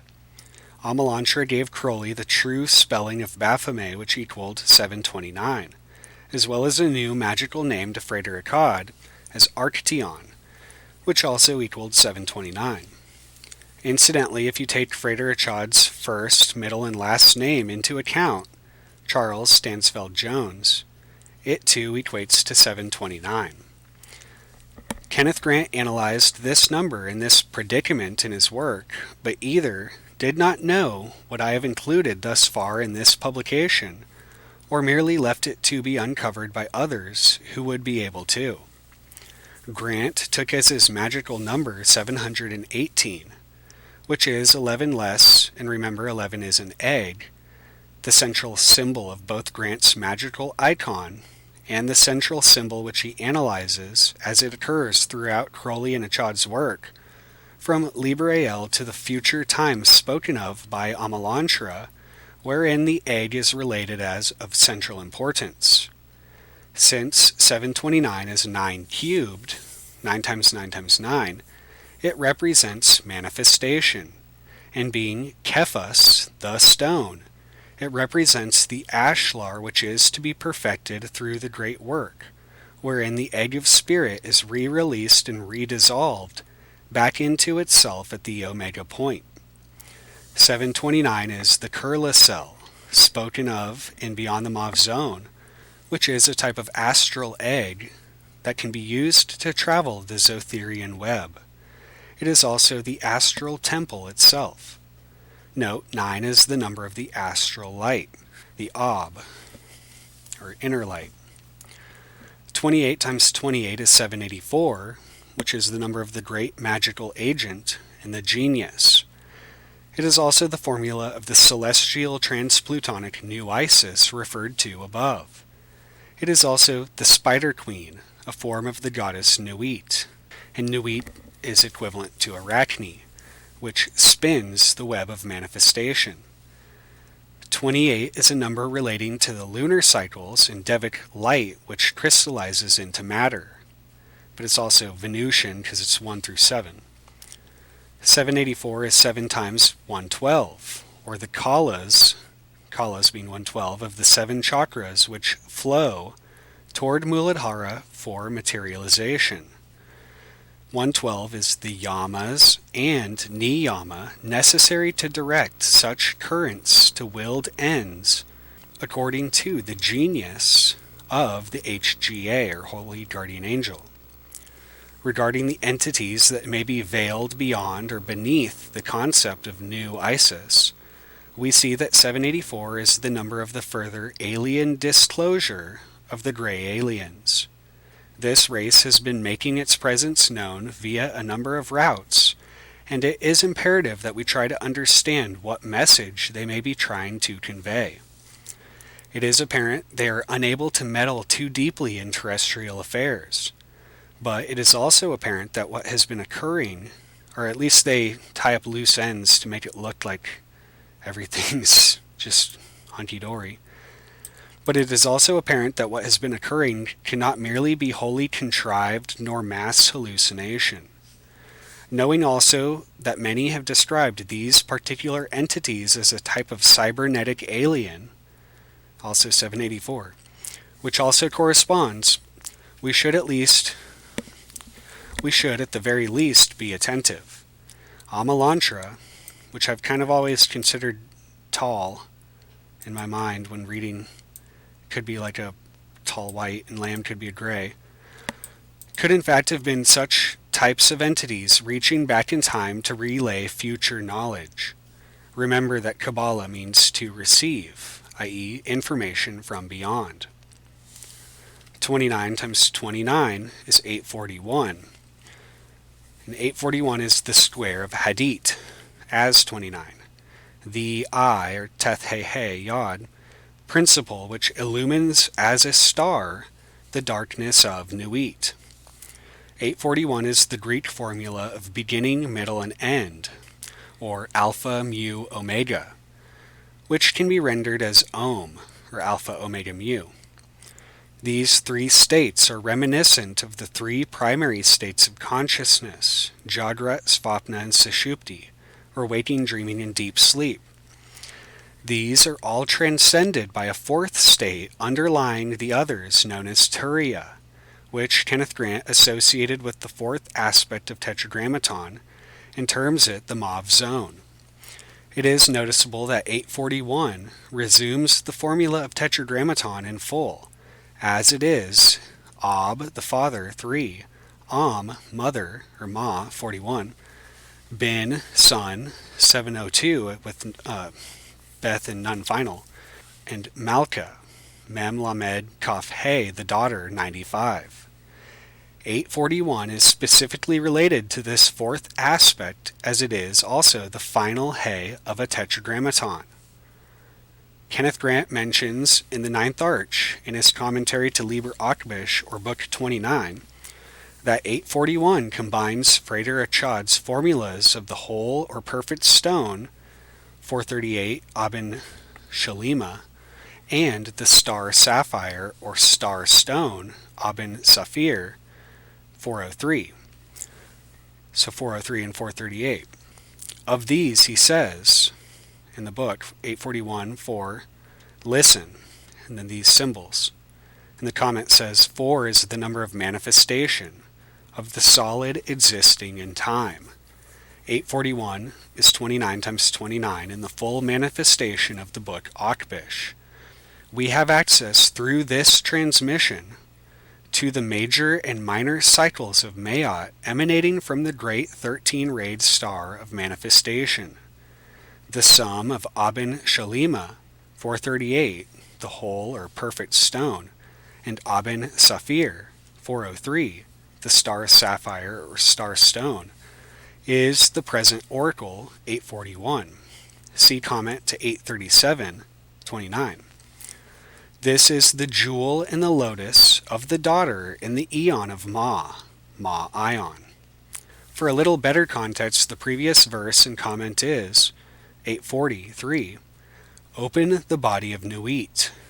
The present verse continues the theme, but the 7 or cleaver has become a sword, Zane 7. The oracle is Apos, also a sword, or Aphos. Apsos, because it's a psi, I believe. No, that's phi. The symbol of Zane. According to first, Xiphos is the Greek equivalent of the Chaldean Zephon, or Typhon, 876. Zephon is the northern quarter, or north quarter, to hide or conceal. 840 is the number of Oan, with none final, meaning an egg, and the phrase from the Amalantra working, how are we to break open the egg, is also 840. The egg is seen as synonymous with the body of Nuit. The body of Nuit is to be opened by one, Achad, the bearer of the egg of light, Hadit, the jewel in the lotus. 840 is also the Lamb working, by which this is being effected through this publication, which has released the no longer secret formula of essentially the alphabet, including the double C value of Gimel or Cheth, which acts as a veil for further cryptological purposes. This is the Gematria book. So again, makes me think of Gimel being the camel, and then Cheth, the chariot. I don't know, it just makes me think of like the Egypt symbolism of 107, and which is mentioned in the Amalantra working. But this is the Gematria book, which I have been trying to present in pieces, the book of knowledge which unveils the nature of the tangled light of New Isis, which is found to be equivalent to quantum mechanics, the value at least.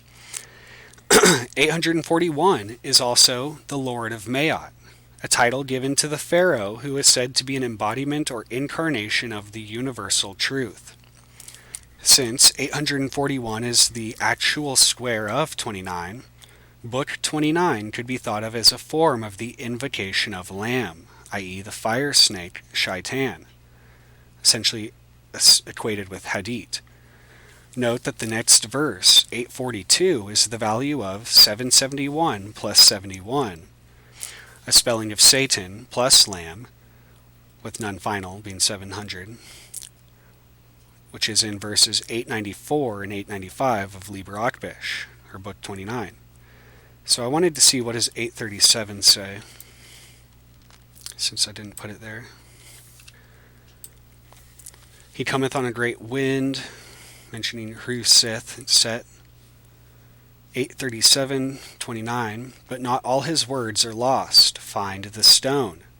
This verse was the last to be added by Arim to this book Akbish found in the tunnel of Kulielfi, and containing among many mysteries the formula of the daughter of Maat, the secrets of Zoskia Cultus, and of the grimoire of Clan Grant.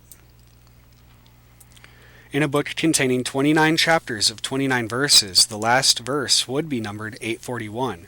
It was not until 2 years after the book had been received, not in fact until an examination of the text had begun in earnest, that the discrepancy was noticed, since none of the verses was ascribed systematically to numbers. When a member of the lodge reopened operations in the tunnels, a further series of oracles was activated, and she was instructed to continue the previous transmission. No sooner had this commenced than it became clear that the same intelligence was manifesting. There may be a parallel here to Crowley's experience of the Abeldees working, being resumed after a gap of years and continuing as the Amalantra working. See Crowley's Confessions, page 832. Regular tests were applied and repeated, and they were applied in various ways in accordance with the ingenuity of the operators, but the current itself on all accounts to be identical with that which had communicated Akbish. So it proved in all accounts to be identical with that which had communicated Akbish. So began to flow again, into their proper term, a further 3 chapters of 29 verses each. Incredibly, had the finale been at 841, 29, as it should have been, the oracle would have revealed the whole or perfect stone, Aben Shalima 438, in unison with the daughter cycle of Maat, symbolized by the stone or star sapphire, Aben Saphir 403. That is, 841 being 438 plus 403. Let us see how the finding of the stone unravels further mysteries of the spider's web. The sleep is near its end. Wait for 771. See, I found these verses kind of weird, but wait for 771, 71, wait for 17. The 17th kala. 30 times 30 is 900, which I believe is the number of absinthe in Greek, which relates to the whole wormwood and the star also. The star relating to 17. 900 is the number of a lost language. Freemasonry centers around a lost word, which if known would grant its possessor the wisdom of God. 900 is also the value of the phrase from Librael chapter 3 verse 2, "There is a word not known," hinting at this.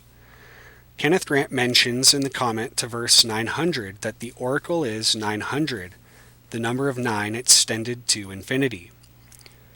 00 denotes Ein Sof, the limitless or infinity. Relevant correspondences he gives are Shin Tau Resh, secret or mystic zones.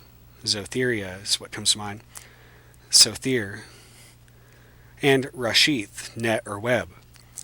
The secret zones of the web are the marmas or cells wherein the many crisscrossing threads of the web connect and build the astral net which crystallizes or densifies into the material. Thus, 900 veils or unveils the digital laws of computer physics, which can be best apprehended mathematically and with further help via this lost language. 30 is the egg, so 900, which is also X or Zadi final, is both the egg of space and the gate of the gods, which provides entrance and exit. So again, the star wormwood is related to the abyss, the above and below. 961 as 31 times 31 is the formula of AL, God, all, reflecting into itself to form the 5 elements of manifestation: air, earth, water, fire, and akasha, formulaically equaling 961. This last element, the 5th element, is of central importance here, as this is the egg through which manifestation is engendered, the 5th who is invisible, of AL chapter 2 verse 49. This is the gate of spirit by which the gods travel back via Yesod Tiferet Kether to beyond the pylon of New Isis, for 61 is Ain, the O gate, and 900 is X, Zadi final, the cross of the elements.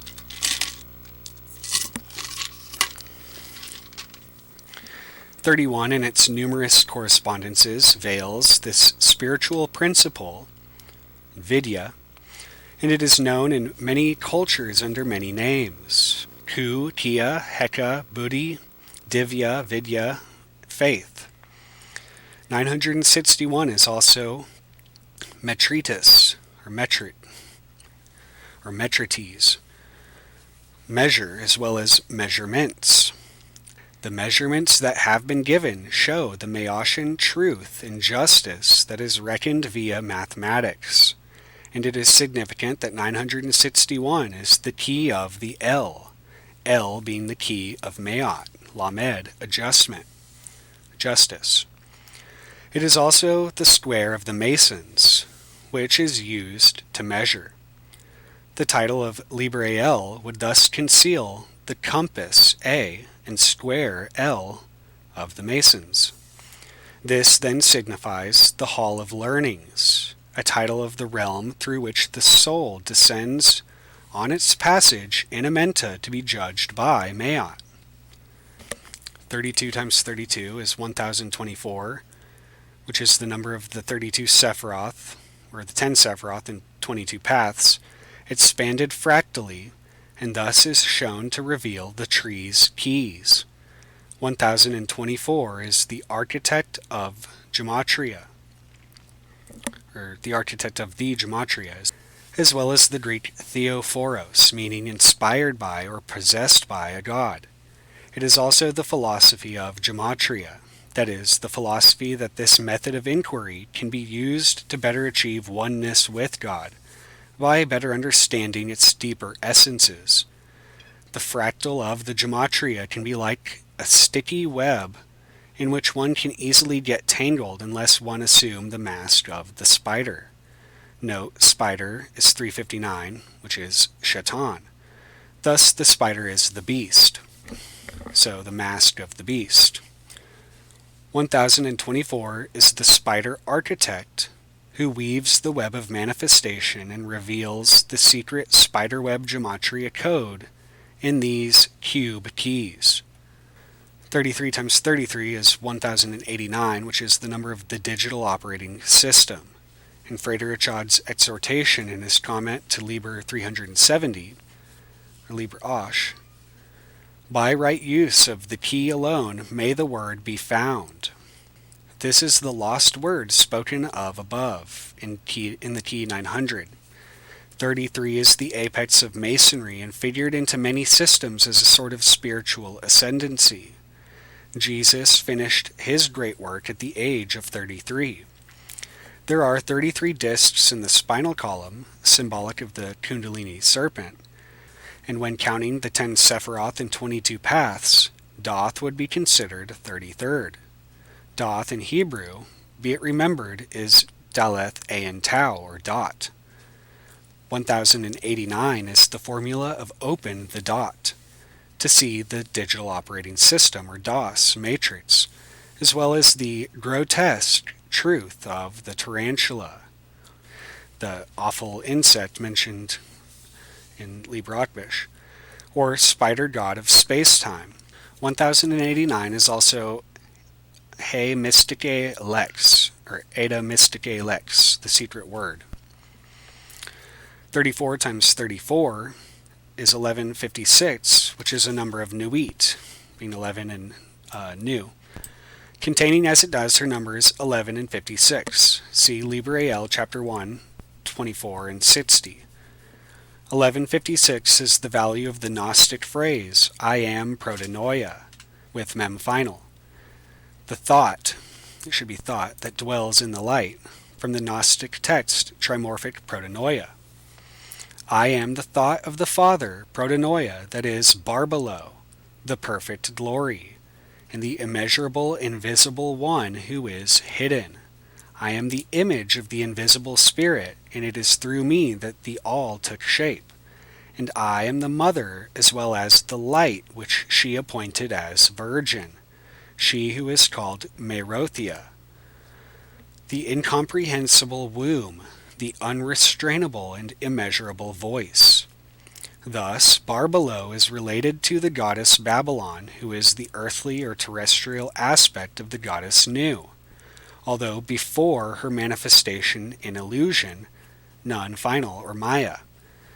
1156 is also the value of epinosa, awareness, consciousness, or knowledge. This is the act of love which the goddess makes possible. It is when the intimate fire, Hadit, merges alchemically with the waters of space, Nuit, that the magnum opus, with mem final, or great work is accomplished. 1156 is also the alien, with none final, the name of the highest god of the Gnostics, who is necessarily alien or unknown. 34 is also the number of Aditi, the mother of the gods, from whence all heavenly bodies were formed. 35 times 35 is 1225, which is the sum of 1 through 49. 49 being Al-Chi, the living God. 1225 is another formula of God, as it is Daleth, Ayin, Tau, Yod, Kaf, Yod, Nun, Ayin, Tau, Yod, Kaf, Aleph, which I'm not sure what that says, but the Ancient of the Ancient Ones, Ancient of Days, a title of Kether. It is also the formula of Exodus 3:15. This is my eternal name, and this is my memory from generation to generation. See Psalms 135:13 also.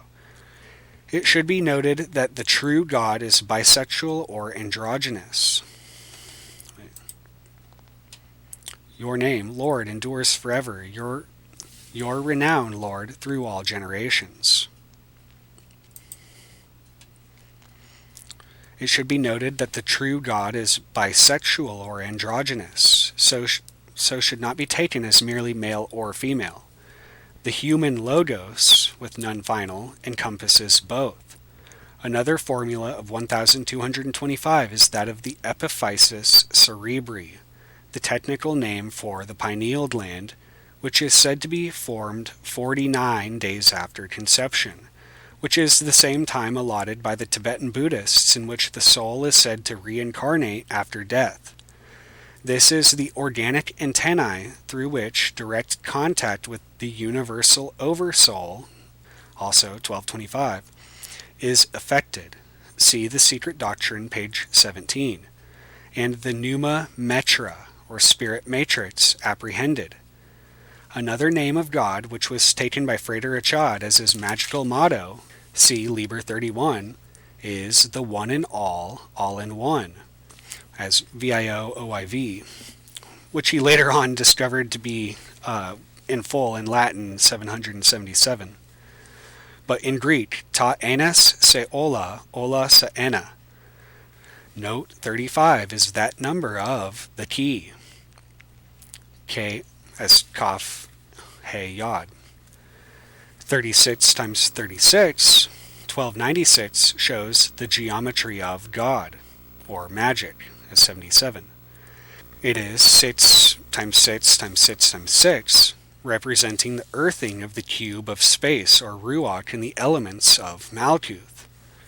The spirit, Aleph, 1000, in matter, 296, Ha-Aretz. 1296 is also the magic mirror, with Kaf final, of manifestation, which reflects outwardly what is within. 1000 is O Nikon, he who overcometh. See Revelation chapter 3, verse 12. And 296 is Ha-Aretz, the earth. Once again, so it's kind of like the spirit over the earth. Or considering really Ha-Aretz and Aleph as the breath or the spirit of the earth, with 36 and the 666 connection, despite 666 gets that sort of negative connotation, but it's not necessarily negative when you consider manifestation being a sort of internal process. 1296 is also Tau Mem final Zadi Vav Resh. So what? Tem Zur, Tem Zaur, the perfect stone with Mem final, which has been hewn from the rough ashlar and perfected. Thus it is also the value of the verse of Leviticus 4:19. And he shall take all his fat from him and burn it upon the altar.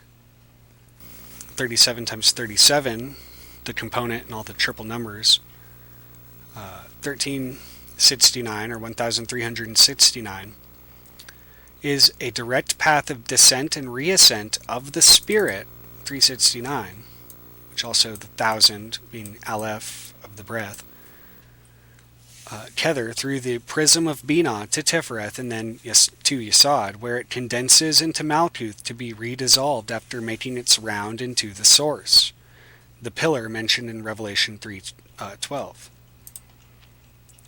The one who is victorious I will make a pillar in the temple of my God. Never again will they leave it. I will write on them the name of my God and the name of the city of my God, the New Jerusalem, which is coming down out of heaven from my God, and I will also write on them my new name. So that's like the induction or ascendancy to the Zion of heaven. Thus, 1369 is the caduceus of Hermes, which is kind of what I see in my mind regarding that, with its triple power of spirit, 369. It is also the trident of Neptune, which is related to Chakma. And note that 37 is the value of Chakma and its ordinal value of Cheth, Kaf, Mem, He, as 8, 11, 13, and 5. And so reflecting essentially the 73. And 37 times 73 is 2701, which makes the Genesis 1-1. 1000 is the Aleph final, which signifies a new universe, and 369 is that of the Matrix. 1000 is another form of spirit in its highest form, so spirit literally spelled out can also be 1000 in its highest form. Therefore, 1369 is the spirit matrix, which is accessed via the Thoth, or knowledge, of Adam Kadmon, the universal man. Adam Kadmon being 895, so that goes back to that 17, wait for 17, and Adam Kadmon being essentially evolved through, again, the 17th Kala, or incarnations. 895 plus 474 is 1369. Thus is man in the divine knowledge and wisdom truly made in the likeness of God. Icon Theo. 1369 is also the number of Lamb the dragon, with Mem final. And so also the dragon with as Thanatos, just its 31 is Thanatos, the death dragon. And being the caduceus, which is a form of the Kundalini, we can surmise that Lamb is a mask of the dragon force. Chakma is the secret wisdom which was said to have caused the fall of Adam from Eden, or the descent from his fractal form as Kadmon above to Adam Rishon below. This is the wisdom said to have the potential to confer godhood, or the Godhead. So again, 111. And note that 1369 is also O Kyrios Is, or Ias, Theos, the Lord God, and O Theos Zois, the God of life, the living God. 38 times 38 is 1444, the number of Hydroxo, or Aquarius, the water bearer, of which mention is made in Luke 22:10, which the Bible wheel is closed by the owner. Behold, when you have entered the city, a man will meet you carrying a pitcher of water. Follow him into the house which he enters.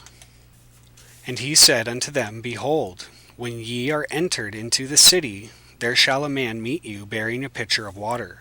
Follow him into the house where he entered or entereth in.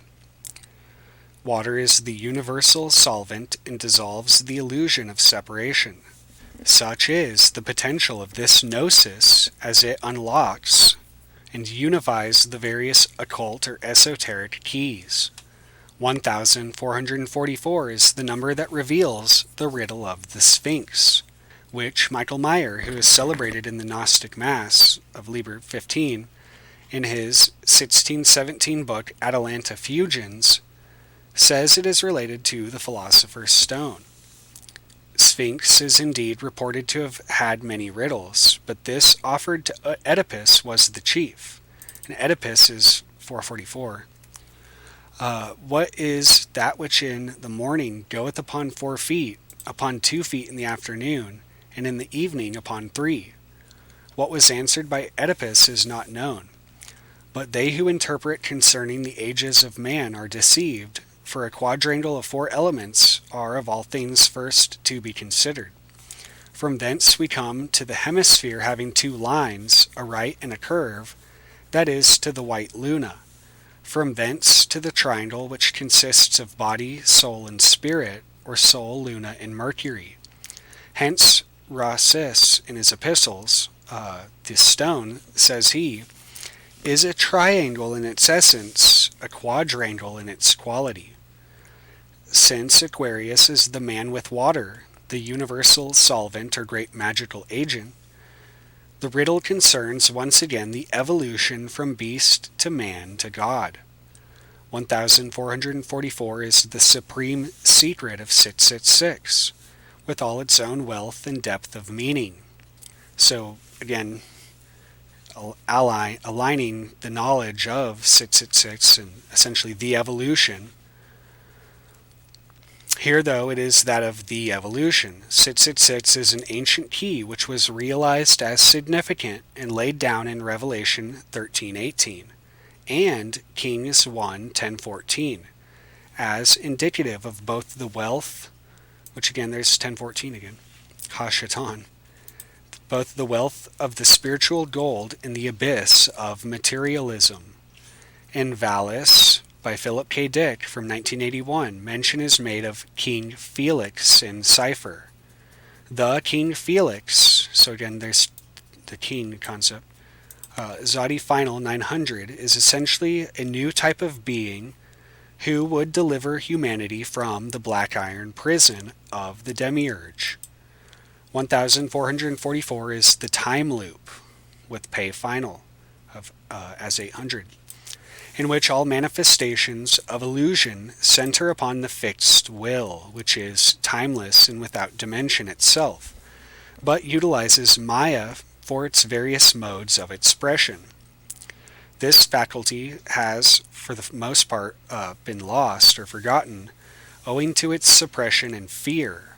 For if the average man or woman could really possess the power consciously without the proper initiation and exercise, they would, discipline that comes with that, they would end up destroying this and other necessary preparations and be further unable to wield such potential effectively.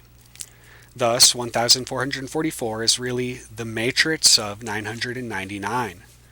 999 being the pleroma of the numerical cell, or zero, the O, the subtle body, or aura, and therefore it is also the key thereof. Note that 999 is Mefthak, or Mem, Pe, Tau, Cheth, the key, spelled out in full, and is itself the number of the key of it all, the higher power, i.e. God, and the key of the 9 numbers, or key of the 9 numbers, which unlocks the black iron prison of the Saturnian space-time cube matrix to the light beyond. Note that Valis, which is short for Vast Active Living Intelligence System, is 107, as Vav, Aleph, Lamed, Yod, Samek, the magic egg of Ma-Ion. The numbered grid is also the magic square of Saturn, and the etheric web, once again. 39 times 39 is 1,521, and 1,521 is the number which shows the following to be succinct, or affirmative, as it is Adam Kadmon, restructured and perfected with this gnosis, still embodying the 22 paths of the tree and still equal to the invisible light of Anupadaka, the father-mother combination, which radiates and interpenetrates all. Go towards the light, they say, and if you have had experience with serpents, you will see they usually try to.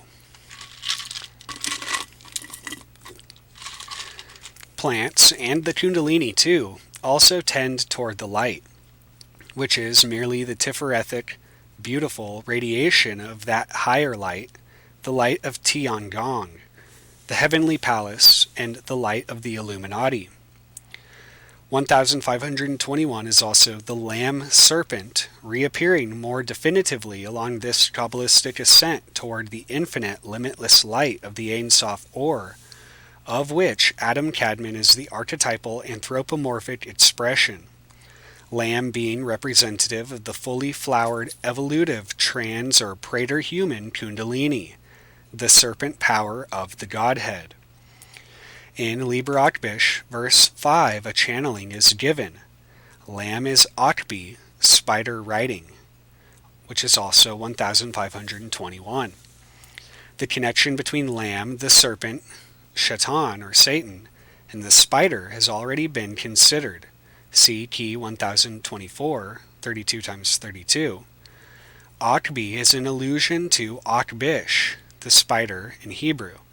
However, its value is 102, that of Mayan and Lamal, the avatar of Lam, as Mal, and the formula of the incarnation of Lam in Al, or La, universe B, cosmic potential, or another existence, or parallel, like another universe, essentially, is how Kenneth Grant relates that, to Al, universe A, manifestation, via M, Ma.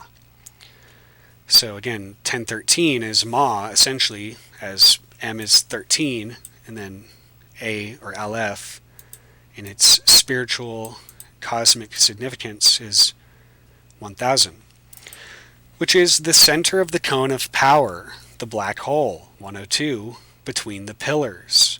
So 101 with the 1 in the center. 102, going back to that page, Kenneth Grant talks about the true name of Satan being the reversal of Yod-He-Vav-He. 102 also veils this geometrically in the Masonic symbol of the sun, or soul, between the two parallel lines or pillars, which is also, 102 is also Baal or Baal, as Beth An Lamed, which relates to this whole thing, because the sun and then the measurements, which is the root of Beelzebub, essentially. But thus, Akbi, the spider web without its shin, or fire, the web without the spider. Note, 102 is also the database, so the 83, making the king, making the creation one with the creator. When the light of Shin is added, 402 is formed, which is Beth Tau, the house of the magician, i.e. a magical universe.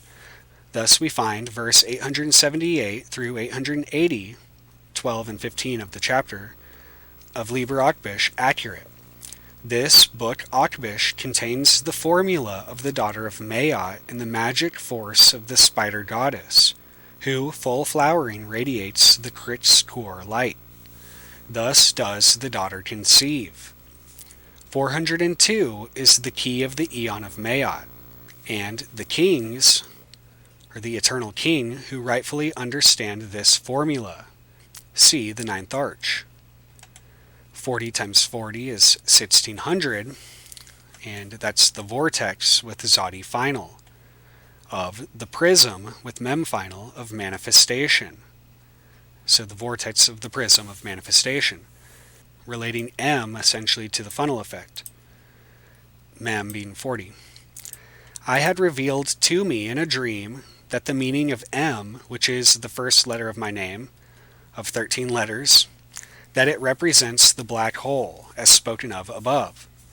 The pillars represent the ends of manifestation, of Ma'ayan. And Festat, or Fostat, Kenneth Grant says, is like an ancient name of Egypt, essentially, or Cairo. And Ni is, he says, hidden. So it's like, but the tangled light of New Isis that he talks about relates to these interpenetrating lives, essentially, of the oracles that transmitted the Book of Akbish, or Liber Akbish.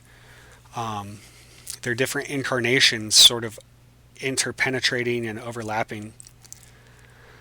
The pillars represent the ends of manifestation, and the V in the center is the vortex, funnel, cone, or wormhole, which reflects through the O point, or vice versa, much as a black hole, or the camera obscura principle also.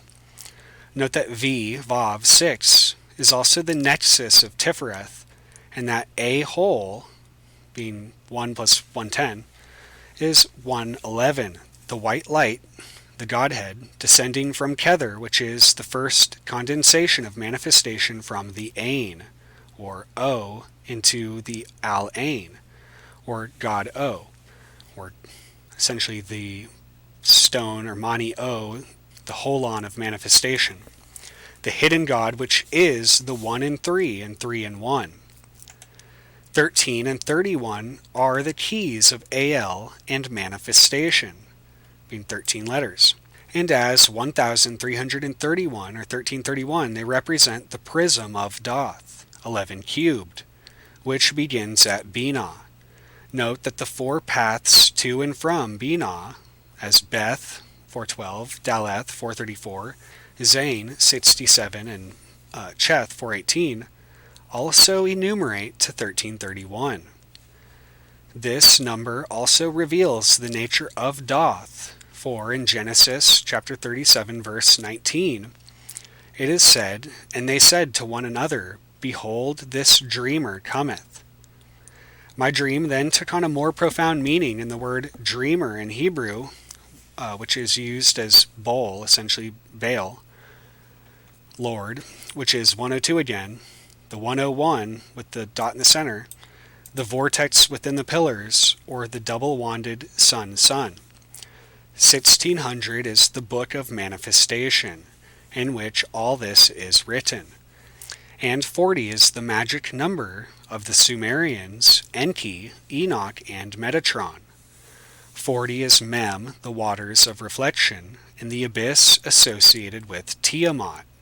And behold, 1600 is waters of Tiamat.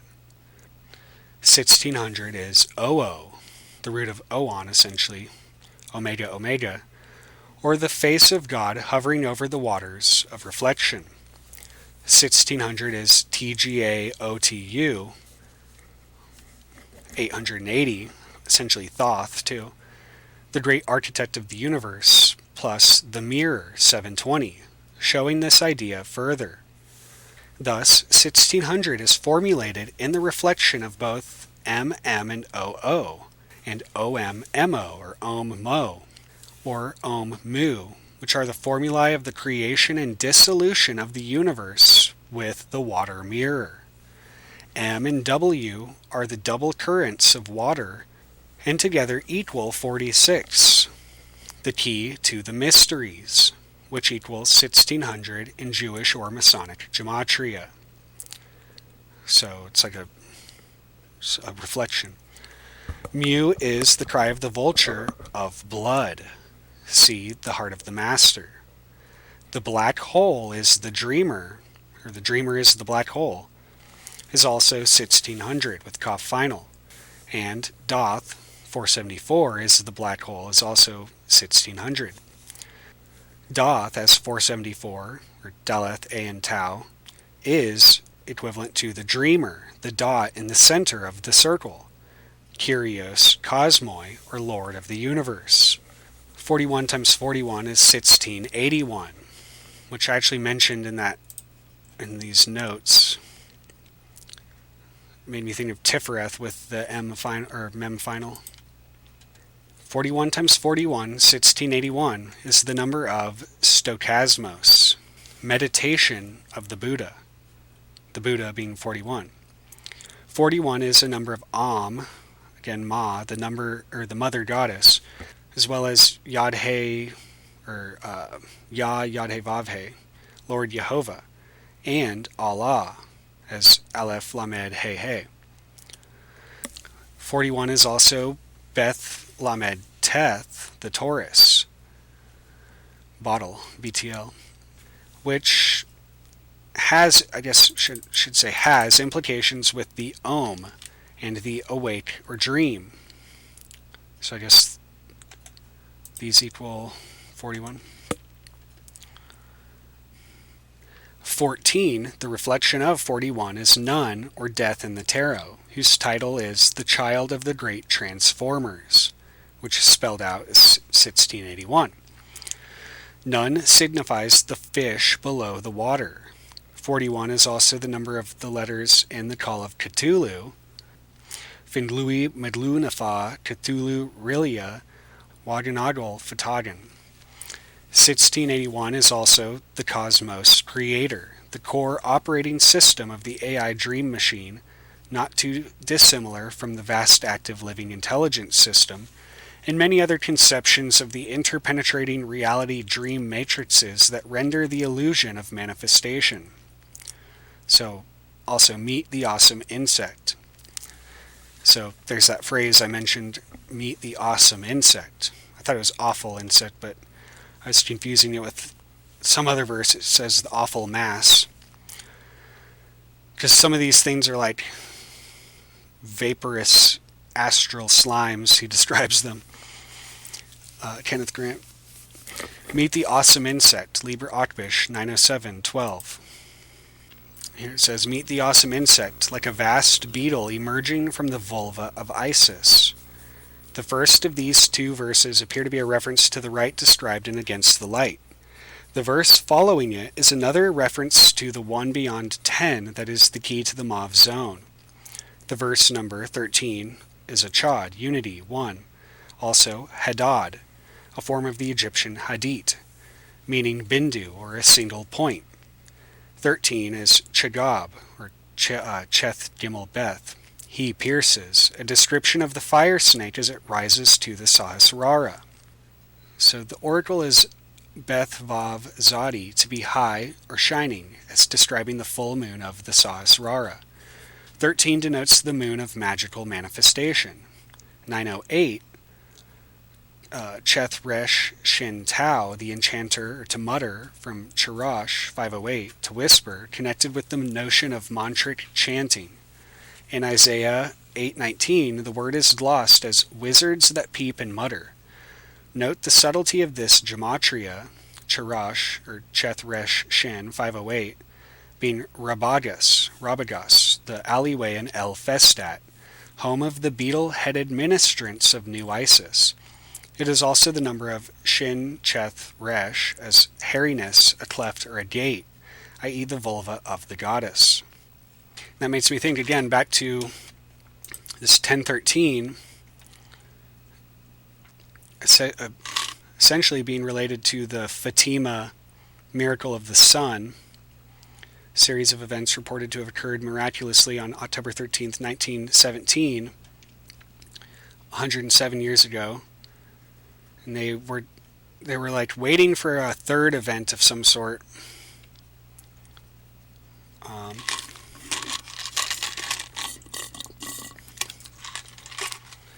But again, this goddess connection to the Barbalo, or the Barbalo, feminine divine power for some ancient Gnostics.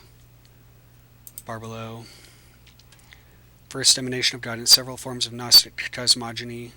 Barbalo is often depicted as a supreme female principle, the single passive antecedent of creation in its manifold. The figure is also variously referred to as Mother Father, so again, which is 555, which is Theosophia. Theos Sophia, the wisdom of God. The triple androgynous name, or eternal eon. So prominent was her place among some Gnostics that some schools were designated as Barbeliote. Barbelo worshippers or Barbelo Gnostics. Never-aging eon in a virginal spirit. And 1013 stood out to me as kind of relating to this other number that suggested itself continually, which was 793, and it's got a lot of connections, but it relates to 13 essentially. But 220 is heart, or earth, Heart, and in Ezekiel it mentions a new heart. I will give you a new heart and put a new spirit in you. I will remove from you your heart of stone and give you a heart of flesh.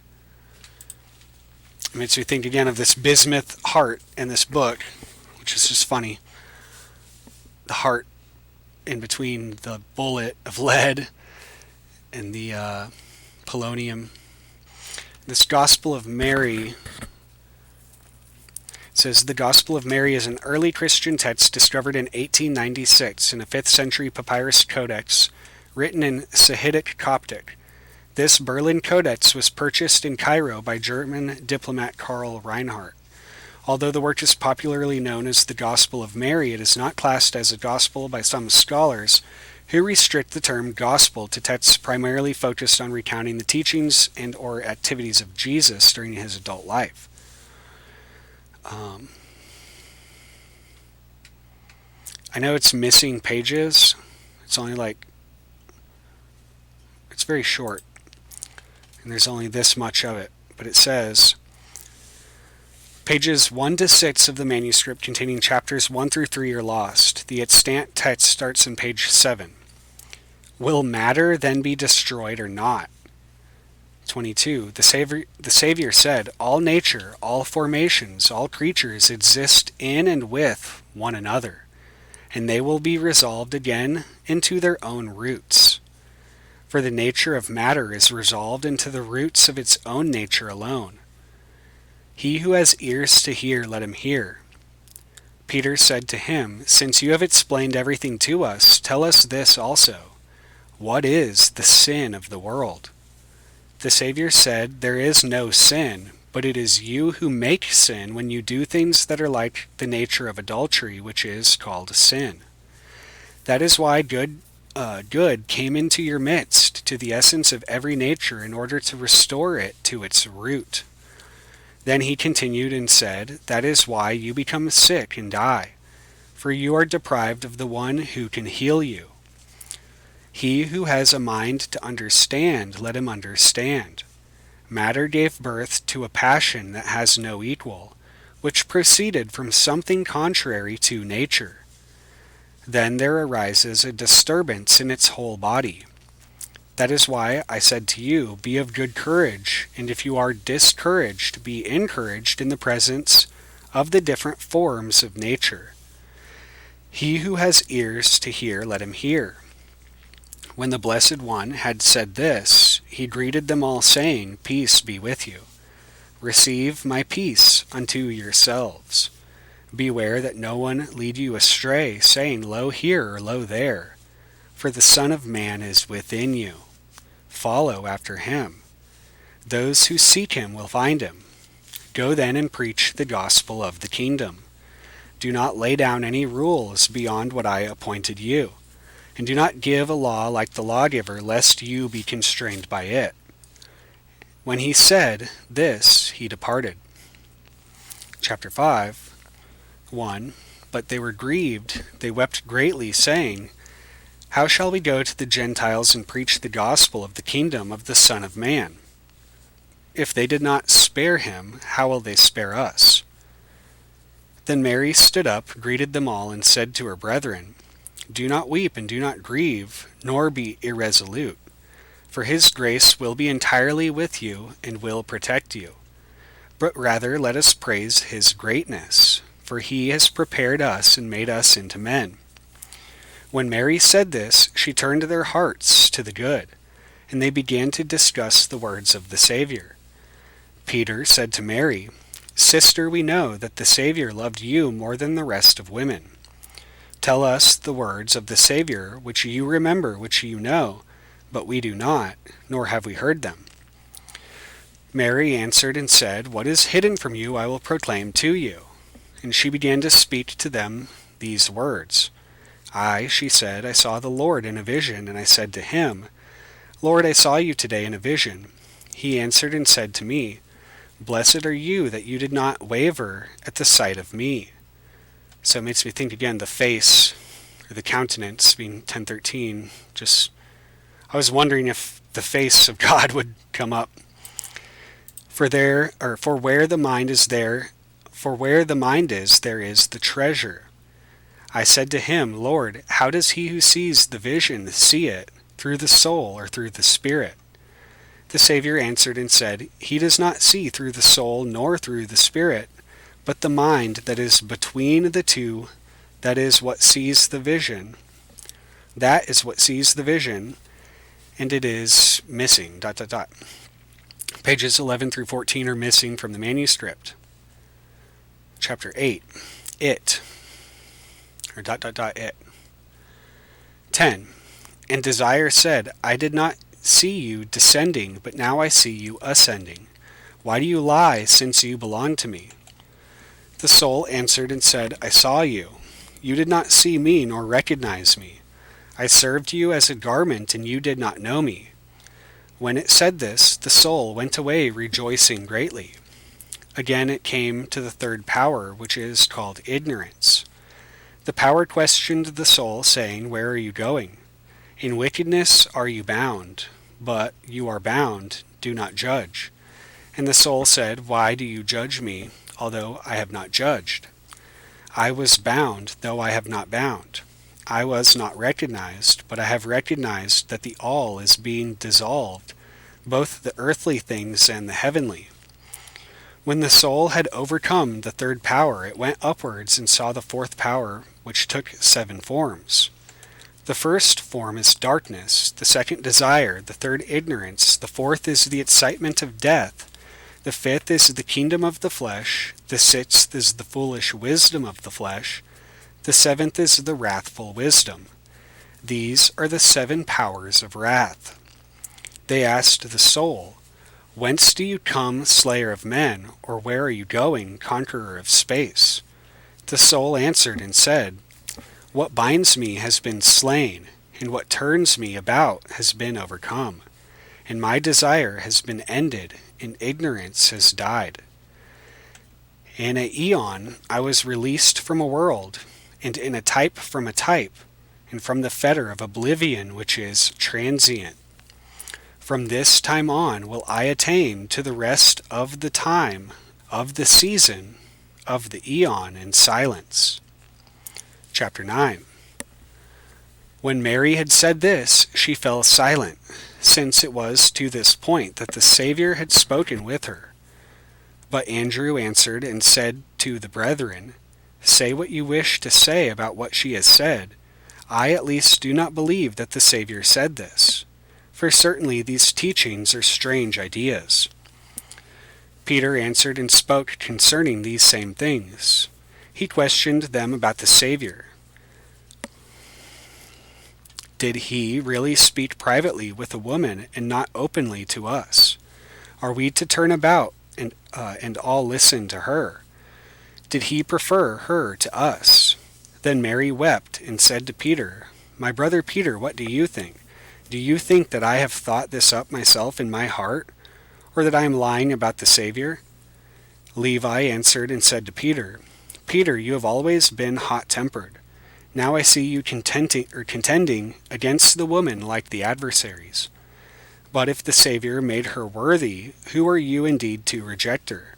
Surely the Savior knows her very well. That is why he loved her more than us. Rather, let us be ashamed and put on the perfect man, and separate as he commanded us, and preach the gospel, not laying down any other rule or other law beyond what the Savior said." And when they heard this, they began to go forth and proclaim and to preach. So that doesn't give a whole lot of insight, but I was wondering what it was talking about. It says, "The most complete text of the Gospel of Mary is contained in the Berlin Codex, but even so, it is missing 6 manuscript pages at the beginning of the document and 4 manuscript pages in the middle. As such, the narrative begins in the middle of a scene, leaving the setting and circumstances unclear. King believes, however, that references to the death of Jesus and the commissioning scene later in the narrative indicate the setting in the first section of the text is a post-resurrection appearance of Christ. As the narrative opens, Jesus is engaged in dialogue with his disciples, answering the questions of the nature of matter and the nature of sin. At the end of the discussion, Jesus departs, leaving the disciples distraught and anxious. According to the story, Mary speaks up with words of comfort and encouragement. Then Peter asks Mary to share with them any special teaching she received from the Jesus. Peter said to Mary, "Sister, we know that the Savior loved you more than the rest of the women. Tell us the words of the Savior which you remember, which you know, but we do not, nor have we heard them." Mary responds to Peter's request by recounting a conversation she had with Christ about visions. Mary said, "I saw the Lord in a vision, and I said to him, 'Lord, I saw you today in a vision.' He answered and said to me, 'Blessed are you that you did not waver at the sight of me, for where the mind is, there is treasure. I said to him, So now, Lord, does a person who sees a vision see it through the soul or through the spirit? In the conversation, Jesus teaches that the inner self is composed of soul, spirit, mind, and a third mind that is between the two, which sees the vision. So I guess when they link,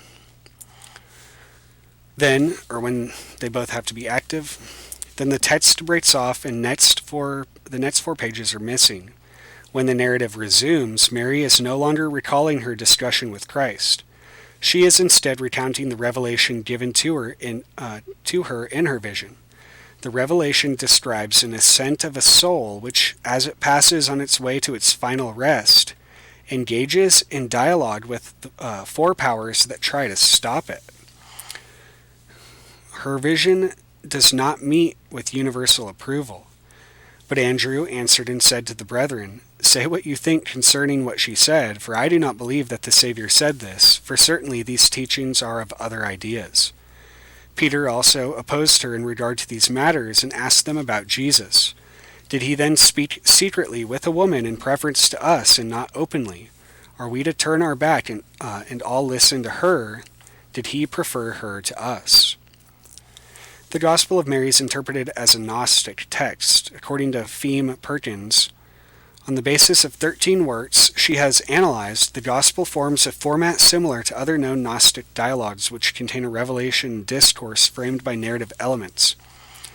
The dialogues are generally concerned with the idea of Jesus Christ as reminder to human beings of their bond with God and true identity, as well as the realization of the believer that redemption consists of the return to God and liberty from matter after death. And again, the root of things rather than whatever crazy bullshit we got going on now.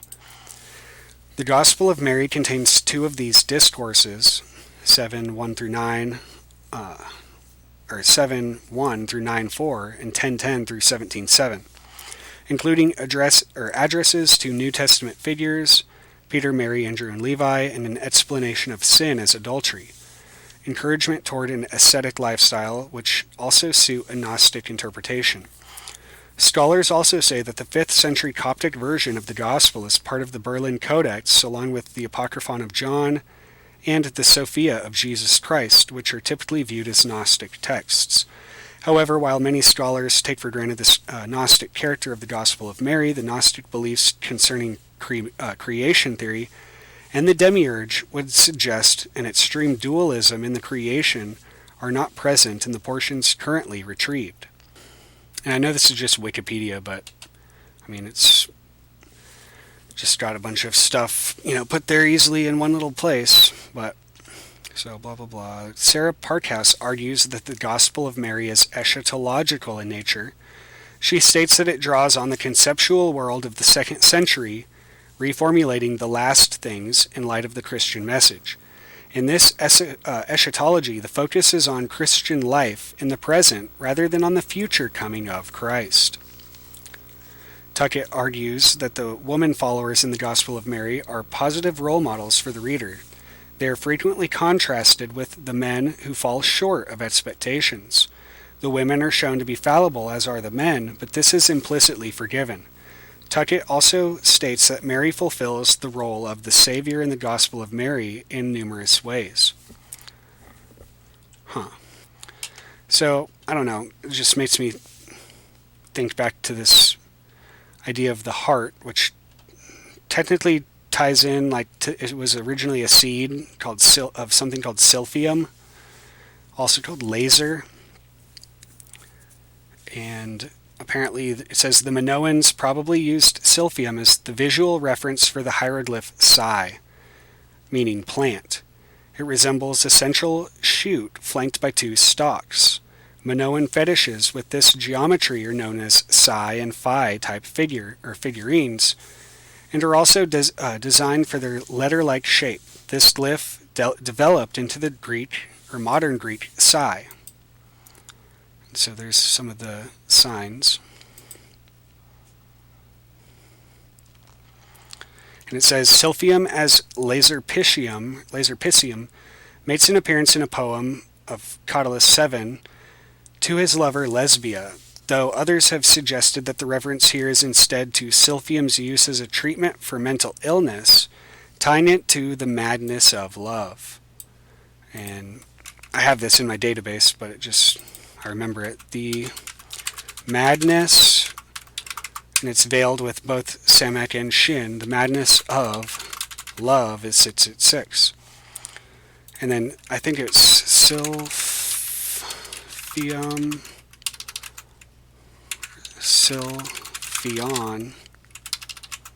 Silphion with a Shin, and love is 666 as well, and it's Silphion, which is just the Greek form. Silphion is some sort of antidote, again, for the madness of love. But way before, like right after the last post, way before even all this came into mind, I discovered through a statue I found that the Japanese name for Buddha's son, which is Rahula, the only son of Gautama Buddha, is called Ragora Sanja. Ragora Sanja, oops, not AA, but Yod Aleph. Ragora Sanja, which is Buddha's son, and the statue I found is like this, and he's revealing Buddha as his heart. And so like indelibly links 666 further with the heart, the Anahata, the sun.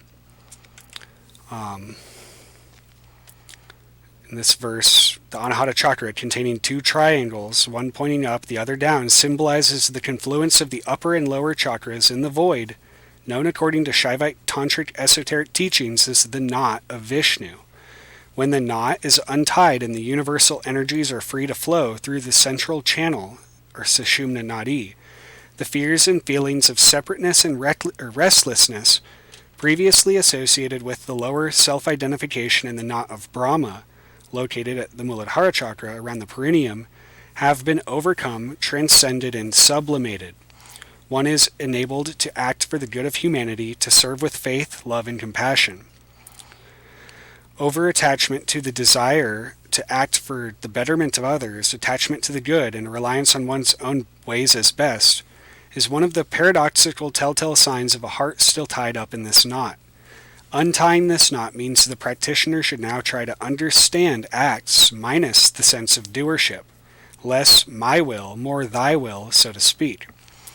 Regarding the indications and contraindications in the Vishnu Granthi, or knot of consciousness in the heart center, I'd like to share this brief passage from the Vijnana Bhairava Tantra. Verse 64 talks about achieving the equilibrium not yet established in the heart via the merging of two pranic winds, prana and apana, the upward and downward moving airs.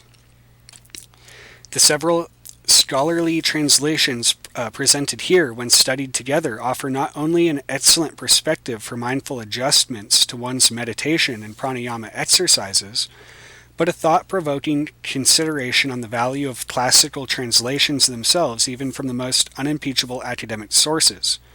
The stark differences in the translation details, as well as the clarity offered by each, should also further embolden the practitioner with the confidence to rely on their own intuition in such matters, when duly supported by good knowledge. And the verse is Sanskrit phonetics: Vayu Devayasya Samgatad Antar Va Bahir Antata Yogi Samatva Vijnana Samudgamana Bhajanam, which means, variously translated, due to the dynamic tension or fusion, sangata, of the two pranavayus at the external or internal terminus, the yogi becomes a worthy vessel for the arising of equality consciousness. And that's Wallace's translation. By the fusion of the two breaths, prana, exhalation, arising inwardly in the center, and apana, inhalation, arising externally in Devadashanta, there arises finally a condition in which there is complete cessation of both, whether in the center or in the Devadashanta. By meditating over that condition of void in which there is no feeling of either prana or apana, the yogi becomes so competent that there arises in him the intuitive experience of equality. And that's Jayadeva Singh's. By the coming together of the two breaths, either within the heart or outside in the end of the 12, finally, when they come to a halt, the yogi experiences the reality which is the vessel of the emergence of the knowledge of the equality of all things. And that's Mark Dyczkowski's. By the meeting of the two breaths at the extreme point, either within or outside the body, the yogi becomes capable of experiencing the rise of the knowledge of equality. Valmer. From the fusion of both vayus, prana, and apana, inside or outside the body, the yogi attains equilibrium and becomes fit for the proper manifestation of consciousness. Satsangi. And in any activity, concentrate on the gap between the in-breath and the out-breath, thus attain to bliss. Odie. With utmost devotion, center on the two junctions of breath and know the knower. And so the reason I just read all that is because I wanted to come back to it. It kind of ties in, well, it doesn't kind of, but it's directly related to this text, which is like an further explication of the Goya Samaja Tantra, but why I wanted it, and I want to slowly more go into it, but it's just weird how of all numbers it's got 82 questions is it just stood out to me. But then this thing about the Anahata chakra and this knot, it's been on my mind since really the middle of this whole blog post 56, when I was I don't know if I mentioned it, but O plus not to I don't know how to begin saying it, but I was reading about knots, and one of the simplest knots, so supposedly is called an unknot, and it's just something unknotted, and it's the circle itself, but which is AN, so 70, unknot. So again, it's the timeline or the cycle, the circle, the two C's being Cheth and Gimel as a sort of veil. Again, whether that's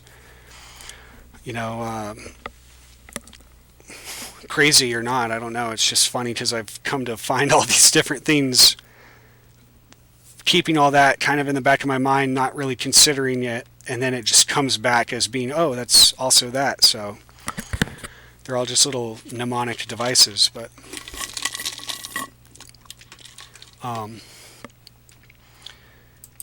what I was going to say was why this is significant to me, the Vajra Rosary, is because the Vajra and the Rosary themselves have both become more significant since going back to the Vajra Samadhi, or the Diamond Absorption Sutra of Wan Hyo, and then also the Rosary symbolism of the Manthana Bhairava Tantra of Kubjika and all that, and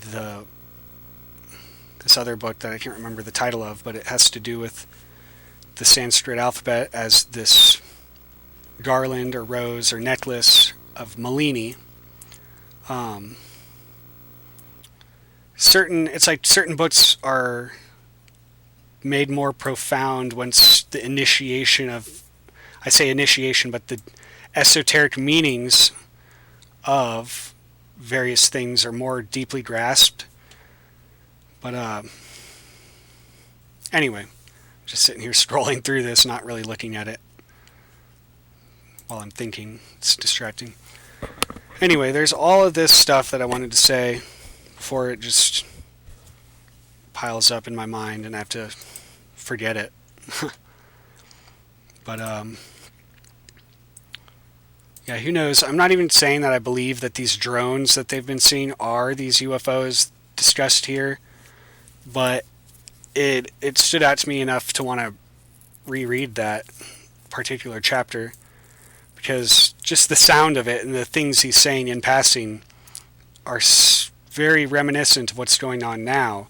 And like in the last post of 82, where I mentioned the Condign, or Project Condign, or Condign Report, or whatever, it's like nothing has changed since 1997 or 8 or 9 or whatever, when that was done, commissioned, but nothing has changed since the other reports of like the Ruppelt report, and then also just way back. It's all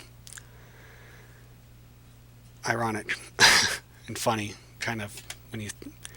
It's like, if you were to look at it like it was a movie, it's crazy. So, going on, which I forgot I was not done, but 42 times 42 is 1764, the magical code of the Antakarana rainbow, which kind of connects again to this cone concept that Kenneth Grant talks about, the cone and the egg relating to time, and the kalas. But 42 is the angle at which light reflects on water or in water to make a rainbow. There is a 42-lettered Hebrew name of God called the Anahata, formed of 7 sets of 6 letters obtained from a notaricon, and expresses the following: removal of time, space, and motion, removing the negative influence of physical matter from our lives, unconditional love, restricting the reactive system, closing the gates from Satan, forgetting all limited thoughts, opening the channel of sustenance, retrieving the light from the Qliphoth, removing hatred for no reason. So those correspond with Chesed, Jabura, Tifereth. Netzach is the power to persevere. Hod is clairvoyance, the ability to be able to see the connection between cause and effect, to see the big picture. Yesod, spreading spirituality throughout the world, enlightening others, particularly through the Kabbalah. And then Malkuth, the power to manifest things in the right way, renewal and restoration. Note that Aleph, Nun, Beth, Kaf, Vav, Cheth is 42, and its ordinal value. So I was sitting there adding it up, and it's 1, 14, 2, 11, 6, 8. 42 is attributed to declarations of purity in the Papyrus of Ani, or the Book of the Dead, as well as the numbers of assessors of the dead in the Hall of Maat, which are listed in the Papyrus of Nebseni. While the heart of the deceased was weighed against the feather of Maat, the 42 negative confessions were recited. It is significant then that the Hebrew heart, which can be spelled as Lamed Beth Beth Beth Vav, which normally doesn't have that many B's, but there was a website called like Esoteric Delights that I had gotten all this list of gematria values from, but it's no longer around. But I believe it derived them all from different like occurrences in the Bible. And sometimes the Bible was like, I don't know, there's just different spellings of words. As does the word for negation, as Beth Lamed Yod. Also the Hebrew Beth Mem, meaning inner man, heart, soul, conscience, and Kokab, which is Kaf Kaf Beth, meaning star, i.e. a soul. So going back to just this Book of the Dead concept. The Greek dike, or dike, justice, also shows this to be succinctly Maotian. The country of Egypt was also divided into 42 parts. 42 is another name of God as Eloha, as Aleph Lamed Vav He, The method of receiving the wisdom of God, Kabbalah, also 42 by the math of simple gematria. So math is 42, and Kabbalah is also 42. The word math, or mathematics, is also said to have derived from Maat, the measurer, the dark mother or goddess Ama, 42. Aleph Mem Aleph. 1764, or 1764, is also Crypto Althea, or hidden truth, or the hidden truth of that wisdom.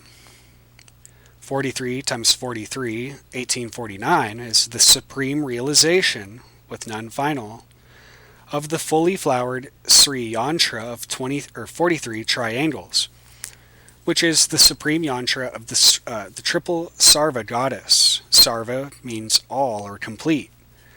The Sri Yantra, the holy pattern or holy design, and Sri Vidya means the holy science, and the holy science is 666. The Sri Yantra consists of 9 triangles, which creates 43 in their interlocking. The number 9 is a number of fullness and completion, and so 999 could be considered a triple sarva. And, seeing as how it is the number of triangles, the full flowering of the triangles within the O, or the egg, it represents the fullness of manifestation. 1849 is also Aleph as 1000 and Omega spelled out. In the chapter on the Pantacle in Liber Aba, or Book 4, Crowley says 1000 represents the microcosm of all wandering air, and 849 happens to be that of Megas Cosmos, the macrocosm. 43 is also said to be the number of orgasm, wherein the micro is merged with the macro, or dissolved. The 8th chakra, Sri Yantra, has the same value of 1849, and it is said that the 8th chakra is the full alignment of the main 7, which enables the ascension, with none final, from matter to spirit, either for a brief period or upon death. It is also said that the 8th chakra is one of a number of many more. The 8th chakra is related to the 8th heaven of the Gnostic demiurge, and the symbol 8 is that of the connected micro and macrocosms, and the funnel vortex of Ein Sof, utilized by the mages, Mem Gimel, Mage, 43, for manifestation. See Chapter 7, The Funnel Effect of Dark Doorway of the Beast by Gareth Hewitson May. Note that Will is 76, Vav, Yod, Lamed, Lamed. The O, 70, An, and Vav, 6, funnel.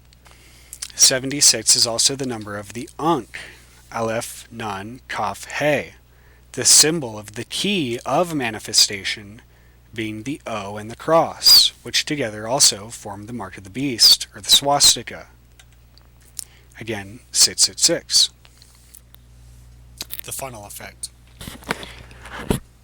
Buried deep amongst the signs and sigils, the rituals and obsessions, the systematic derangement and attainment of magical practices, there lies a less romantic and less appealing component of magical knowledge. This single element is fundamentally necessary to achievement of any kind and is as relevant today as the Paleolithic cave art and inspired gnosis was to early man. As mental images and the resultant created knowledge are projected into the theater of mind, it is blatantly obvious that the dynamics of projection are the key to unfolding a complete understanding of the matrix of mental machinery. By recalling that preoccupation with an artistic presentation upon a cave wall enabled sustained saturation with an image that would otherwise have been impossible, it is possible to grasp the significance of the dynamics involved. For without this prolonging aid to concentration and image retention, the evolutionary leap of man beyond other beasts would not have occurred. The situation that faces man today is not altogether different. In seeking to understand the methods and systems of thought construction, it will be possible to effect yet another sublimation of the group mentality with immeasurable consequences. Saturation of the mind with specific images and ideas always reveals hitherto unknown secrets, as the tool of perception strays into the darkness, throwing up ideas and images behind it. This is evident in all methods of thought analysis. Quite simply, in order to learn about some aspect, it becomes necessary to study that which surrounds it. For an explanation of the term study in this context, see the chapter Sigils, Magical Keys in the Corridors of Mind, where a full explanation is given of the pulse of contraction and the use of vacuity to attract images that are otherwise committed to stasis by over-concentration.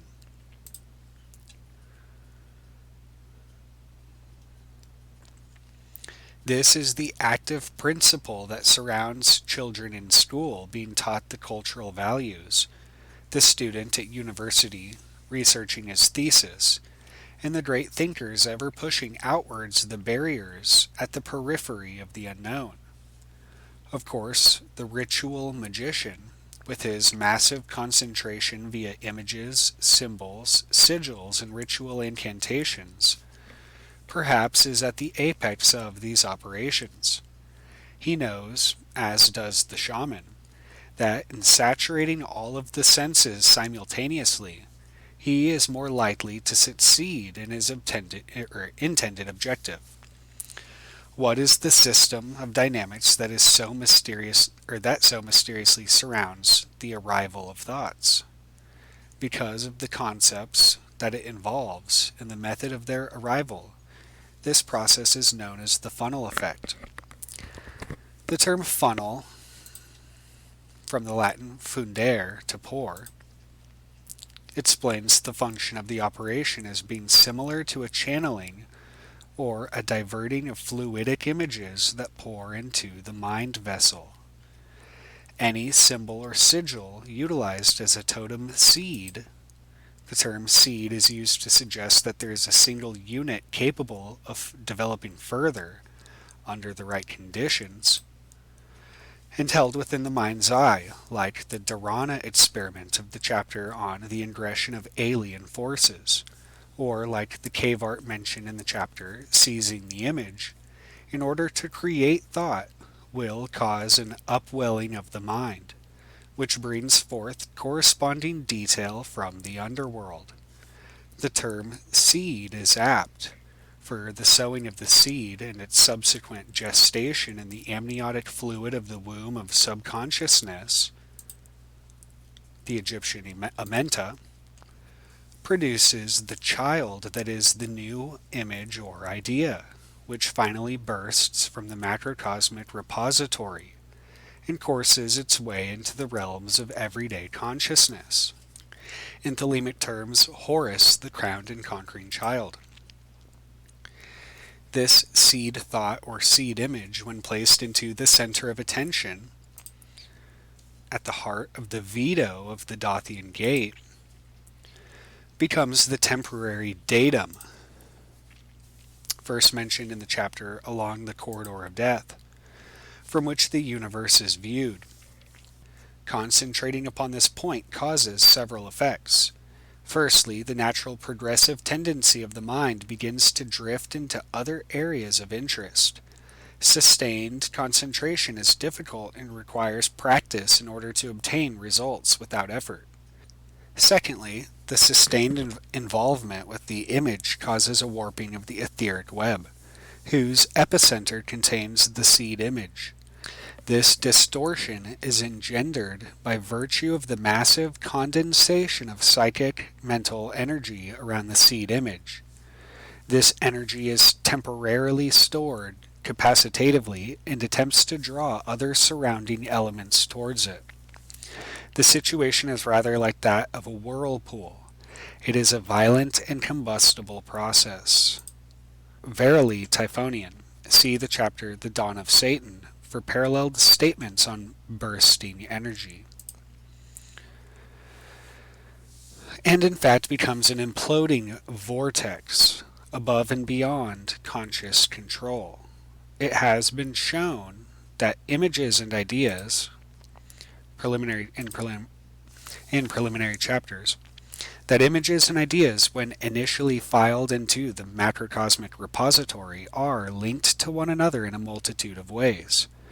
The grouping and association of one image with another, referred to throughout this book as associative grouping, is usually stronger where there is a definite concentration of like elements, sound, smell, time, place, etc. When drawing images from one specific grouping, it must be realized that many fundamentally similar images are closely aligned with the seed image by virtue of the method of their original storage. The vortex that exists at the seed zone doth also causes an attraction of these other nearby images, and the central area becomes increasingly distorted by virtue of the increasing weight of potential form. This warping effect occurs due to the ministrations of the mind becoming concentrated. The concentrated electrostatic force. This term, although not technically correct, by analogy suggests the active principle of attraction inherent in the process. It implies the interaction of opposing polarities, which, in creating a potential difference or pressure gradient, causes the movement of material from one place to another in a specific direction. God, essentially, is pressure, and the motivation behind all movement. See Liber AL 28, or chapter 1, 28. For I am divided for love's sake, for the chance of union. Gives rise to a capacitative effect, and the resulting strain causes a potential difference that bends space, and attracts the incoming image towards the point of entry into conscious mind. Doth, the fusing zone of man and beast, the ingression point of alien forces. Figure 1. The layer of the etheric web organized as a matrix within or with points of contact, i.e. memories, arranged at each crossing point. Figure 1 illustrates a seed image in the etheric matrix at the time that decision is made to concentrate upon this particular image. This totem will be the center of concentration of thought and the center of condensation of the psychic energy. It is illustrated as a latticework arrangement where the crossing points of the matrix represent an image stored in the astral light. The structure of the matrix is initially depicted as linear, thereby illustrating that there is no distortion of the etheric at the instant of selectivity.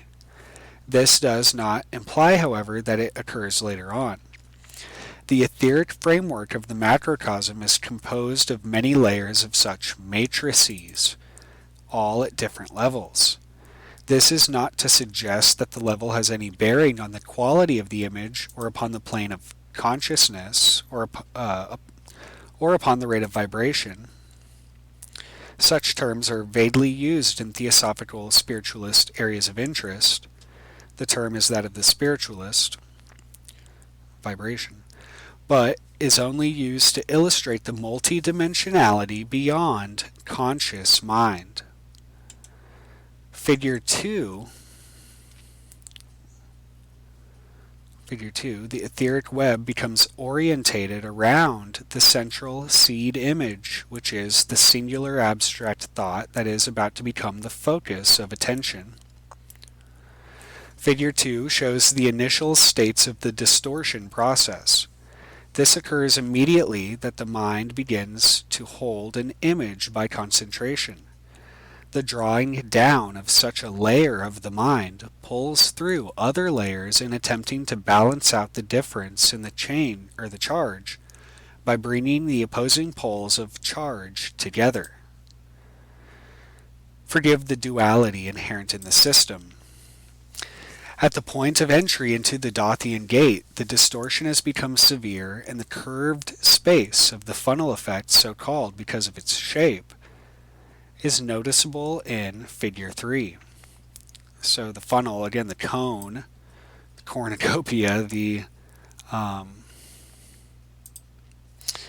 elf shoes, the wizard hat, all the different forms in which the cone or spiral can take shape and go upward.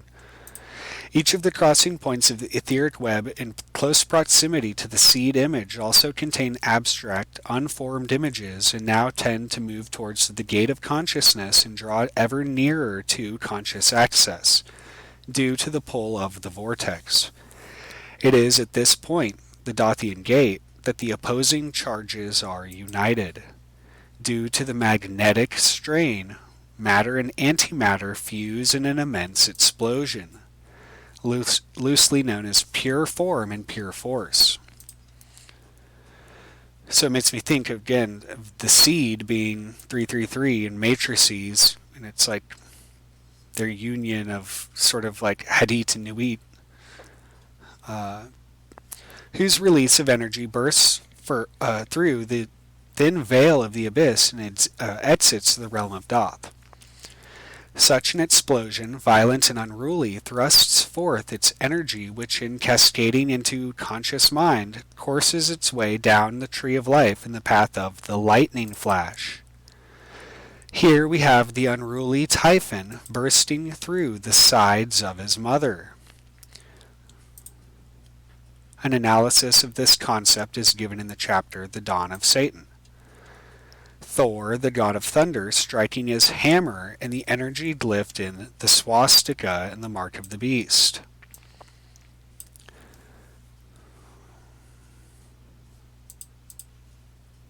See the chapter Magical Keys in the Corridors of Mind. It's funny because I just recently got the swastika by Thomas Wilson. This energy, in rushing down the tree, accumulates in increasingly dense form and becomes visually shrouded in the mold of the particular preference of the individual in whose psychosomatic complex this opus is taking place. The final thought, when earthed, is fully illuminated upon the screen of the mind, projected in its full intensity, and is no longer dimly lit in the abstract realms or abstracted realms of upper mind. Such is the process of thought generation. Most images and thoughts are perceived at the most corporeal forms, for instance, Yesod and Malkuth. See the Tree of Life, Appendix 1. Because this is the normal everyday level of conscious operation. However, those individuals who seek to uncover the secrets of the mind in moving towards the fount of thought at Thoth often intercept the incomplete image at an abstract level. See particularly the chapters dealing with schizophrenia and mysticism, thereby obtaining the essence of the incoming energy before further mutation occurs to the images in the downward course towards Malkuth. The sampling of pure abstract images at this elevated level explains the phenomena of intuition, prescience, and mediumistic talents exhibited by some individuals. The alien seed image, having entered the doorway of Thoth and punctured the veil of consciousness, is surrounded by an accompanying plethora of images within the curved space of the funnel, which may also be poured more readily and easily into mind than those of the outer periphery of the etheric web. That is, only the relevant images to the existing abstract thought are readily available. Those which have no immediate connection are too far on the periphery to be attracted inwards. This is selective thinking. The ease of the thought train is now enabled by the proximity of the relevant images, which are selectively and sequentially accessed via the ministrations of the Dothian veto. See the chapter Along the Corridor of Death for a full explanation of the necessity for a limiting aperture at Thoth, in order to prevent overwhelming the mind at any one time with images of the entire panorama of subconscious mind. As each desired image from the framework of the etheric web and drawn into the form of the funnel is selected in turn, then it temporarily becomes the new datum, or new seed image, and is taken into the ever waiting theater of mentation. The effects of this are that image after image is presented in an orderly fashion, and the original distortion of the funnel is maintained without the concentration that was needed for the original abstract image to enter the spheres of conscious mind. This process occurs even in the most trivial of thoughts and image production. However, greater concentration causes the sustained inertia of forces to keep the relevant images closer to mind for longer periods. This allows ease of access and greater creativity with ease. See the chapters Sigils, Magical Keys in the Corridors of Mind for a full explanation of this energy, its inertia, dynamics, and means of manipulation. So each seed in its turn becomes the focus of a typhonic force and operates via the laws of the ritual of the mark of the beast, appearing as the swastika and the cross within the circle, glyphed in the mark of the beast, which rides upon the thunderbolt of the lightning flash. When the thought train is completed, the energy of the initial impulse has been dissipated as a result of the combination of the opposite charges. The curved space is released from its electrostatic distortion and returns to its naturally quiescent linearity. The gap of silence engendered by this withdrawal signals a return to the void. So Doth is the empty room. The mind is temporarily empty again. This explains why it requires less effort to maintain an occurring train of thought once started than it does to commence initially. The mind, under normal conscious waking function, continually pulses. Firstly, the concentration and resulting funneling in, with electrical distortion of the etheric, and then the release, following a neutralization of the charge with a return to calmness and relaxation. The god of war is released to wreak havoc, and upon completion returns to emptiness. The process is repeated again and again, sending forth regular images and ideas. It is this electromagnetic pulse that is viewed on contemporary scientific instruments and is known as brain waves. Mentioned in the chapter Dreaming in the Icy Wastes, where the lack of conscious control and veto is allied to the non-rhythmic brainwaves experienced during sleep. This is contrasted with the rhythmic recurring pulses normally measured during waking consciousness. This explosion in the very changing activity present in the upper reaches of mind is not necessary or not readily visible at the concrete everyday levels of mentation. The inertia that is integrated into the thought train in its progression down the tree of life presents a denser, more corporeal image, because its increased sluggishness at the lower levels presents a more outward, the more tangible, presents a more slowly changing thought to the mind. Everyday mind is fortunately slow enough not to be capable of recognizing the flickering of the changing thoughts in the higher abstracted mind zones. They are viewed as single images, one after the other in quick succession, rather like a cinefilm. It is not possible when looking at the projection screen to see the individual frames due to the slowness of the perceptive instrument. In this case, the eye, but in actuality the mind. Changes are perceived slowly at dense levels, but the sample rate of the mind is quicker at higher levels. This exacerbates the effect of distortion at the higher levels of mind, for none of the abstract images are compiled into fully recognizable form. Hence, the nonlinearity of the abstract images seized by the mind at too high a stage of inception. See the chapters Schizophrenia, Past, Present, and Future for further explanations. It is, however, possible to observe the passage of events with clarity. The relativity of the speeds of mind and image production gives an impression of smooth progression. This ability to perceive is only due to the slowness of the receiving instrument. Without this faulty and imperfect sense, perception would not be smooth and fluidic, but would leap about from one static image to the next. This dilemma is fully explained in the book The Heart of Occultism in preparation.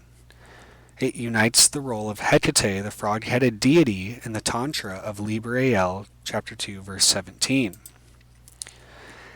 In a cultural environment that seems to carry the individual forward like a shaft in the wind, without any apparent control over his destiny, there needs to be some method of escape. Too often, the individual feels that he has little control indeed upon his immediate surroundings. The greater portion of man is ruled in today's ambient culture by a robotic mentality. To escape from this certain death, it is necessary to resort more heavily to conscious control and conscious decisiveness. At least this is true in the early stages, so that the destruction of inherent conditioning may be effected. The allusion is to the system of Tantra, which serves, amongst other functions, to destroy the total reliance upon the subconscious character traits drilled into all of us from the earliest school days. It shatters the mask we are forced to wear by our peers as children, and accept unquestioningly as ours when adult. The difficulty here is that once transition is made to greater awareness, it cannot be assumed as being purely derived from individual decision. As stated earlier, similar images are grouped together, therefore they are more readily available to the mind at the time of access of the seed image by virtue of their proximity. Without further discrete control, they may, when accessed, be output for no other reason than they are grouped together. The method is that of associative grouping.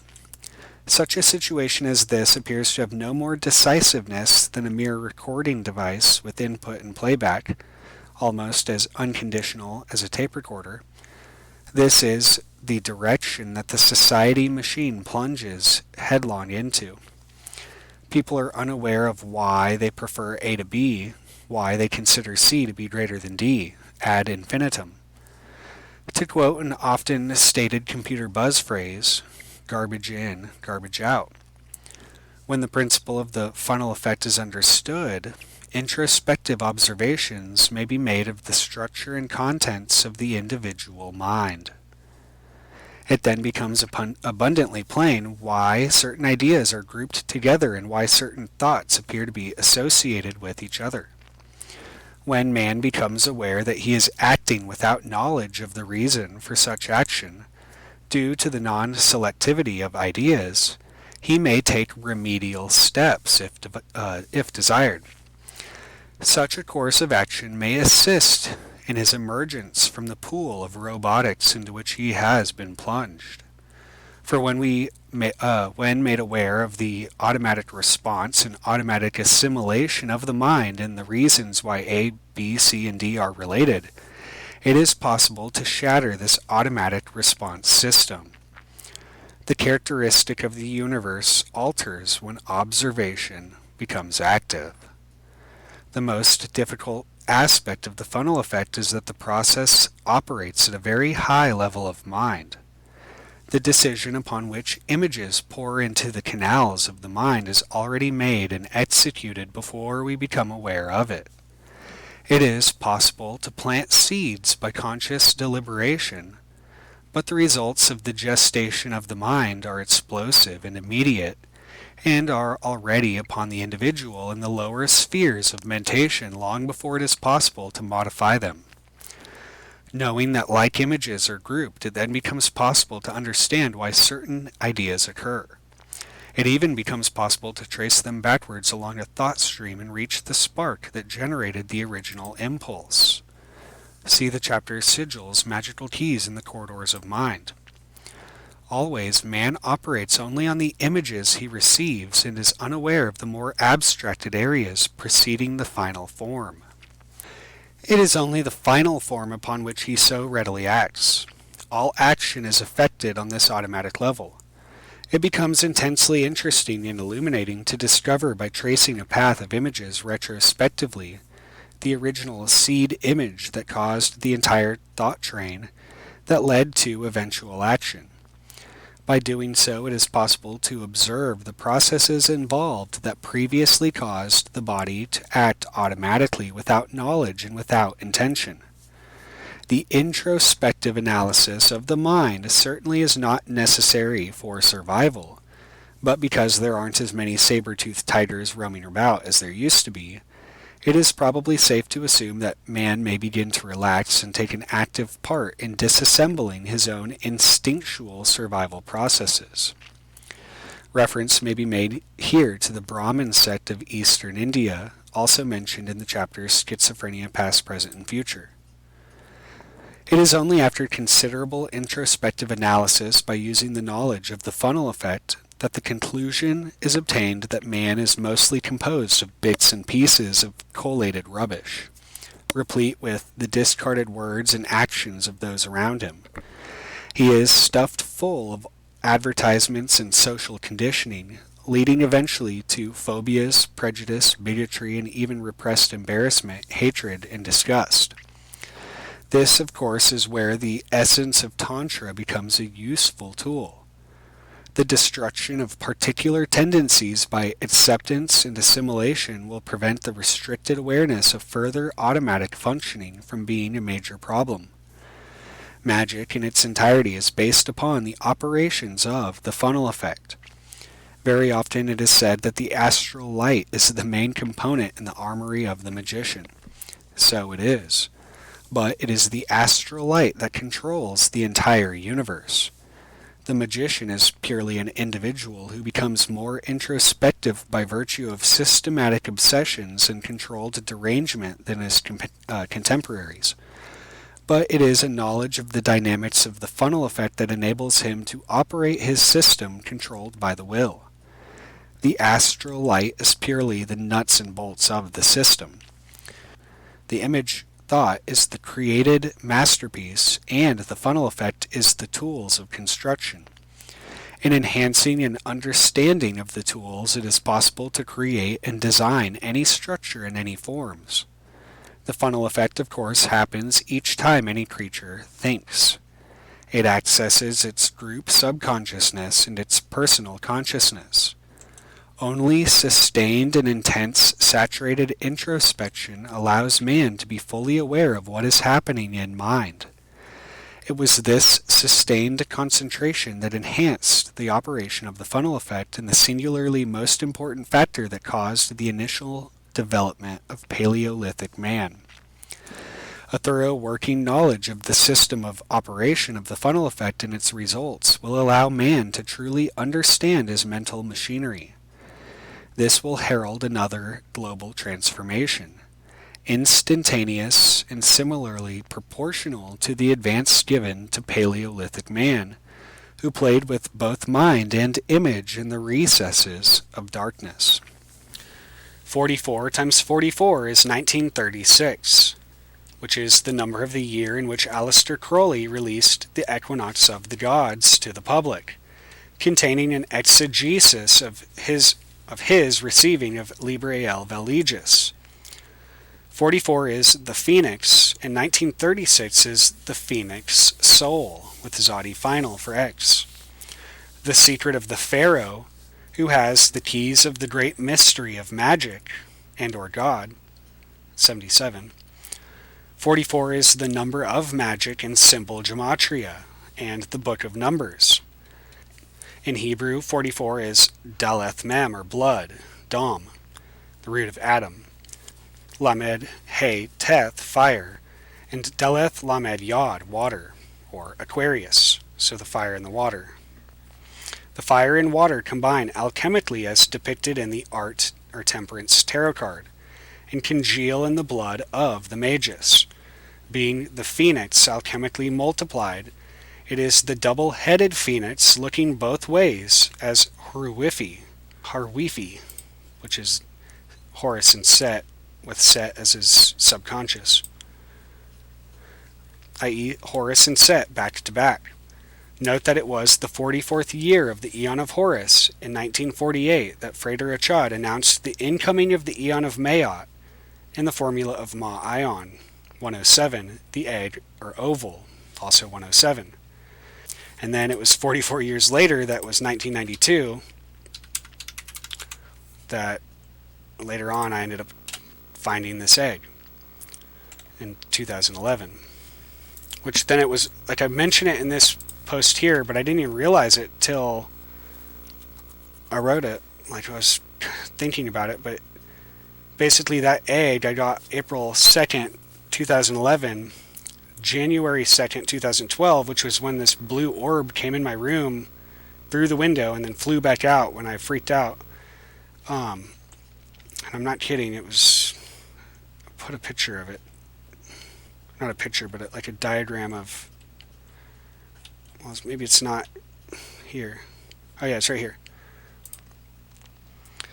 This ball of light, it was 9 months between those two significant dates.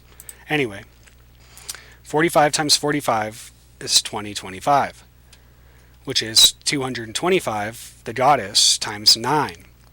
And as we know from 225, which is the goddess, 15 times 15, or O cubed, which is symbolic of the formulation of the vision as being the I, AN, the cubed circle, is the cyber holon, which contains a holographic replica of all within itself, as does each other numerical cell or shell. 9 is the holographic grid, and 45 is its summation. 46 is said to be the key of the mysteries, and it is the number of mu, mem vav. The word of the all-devouring vulture, representative of the inverted Om. 2025 is the technological singularity of Earth, which is being affected with global communications, data harvest, and satellite tracking, soon to link virtually any active people and things to the Internet of Things. See past posts, the factors of balance, enemy number 1, and the hive mind consciousness in particular for more details. With such technological factors so dramatically altering our minds and soon our bodies, the cycle of the human life wave may be by this time, 2025, complete and a new type begun. And in Outer Gateways, and essentially implied throughout the Ninth Arch, Kenneth Grant talking about the beetle, and the beetle characterizing the future life wave of on Earth, is essentially relating, it's like related to robotics. It's a symbol for robotics and therefore cyborgs and just this metals merging with the clay, so to speak.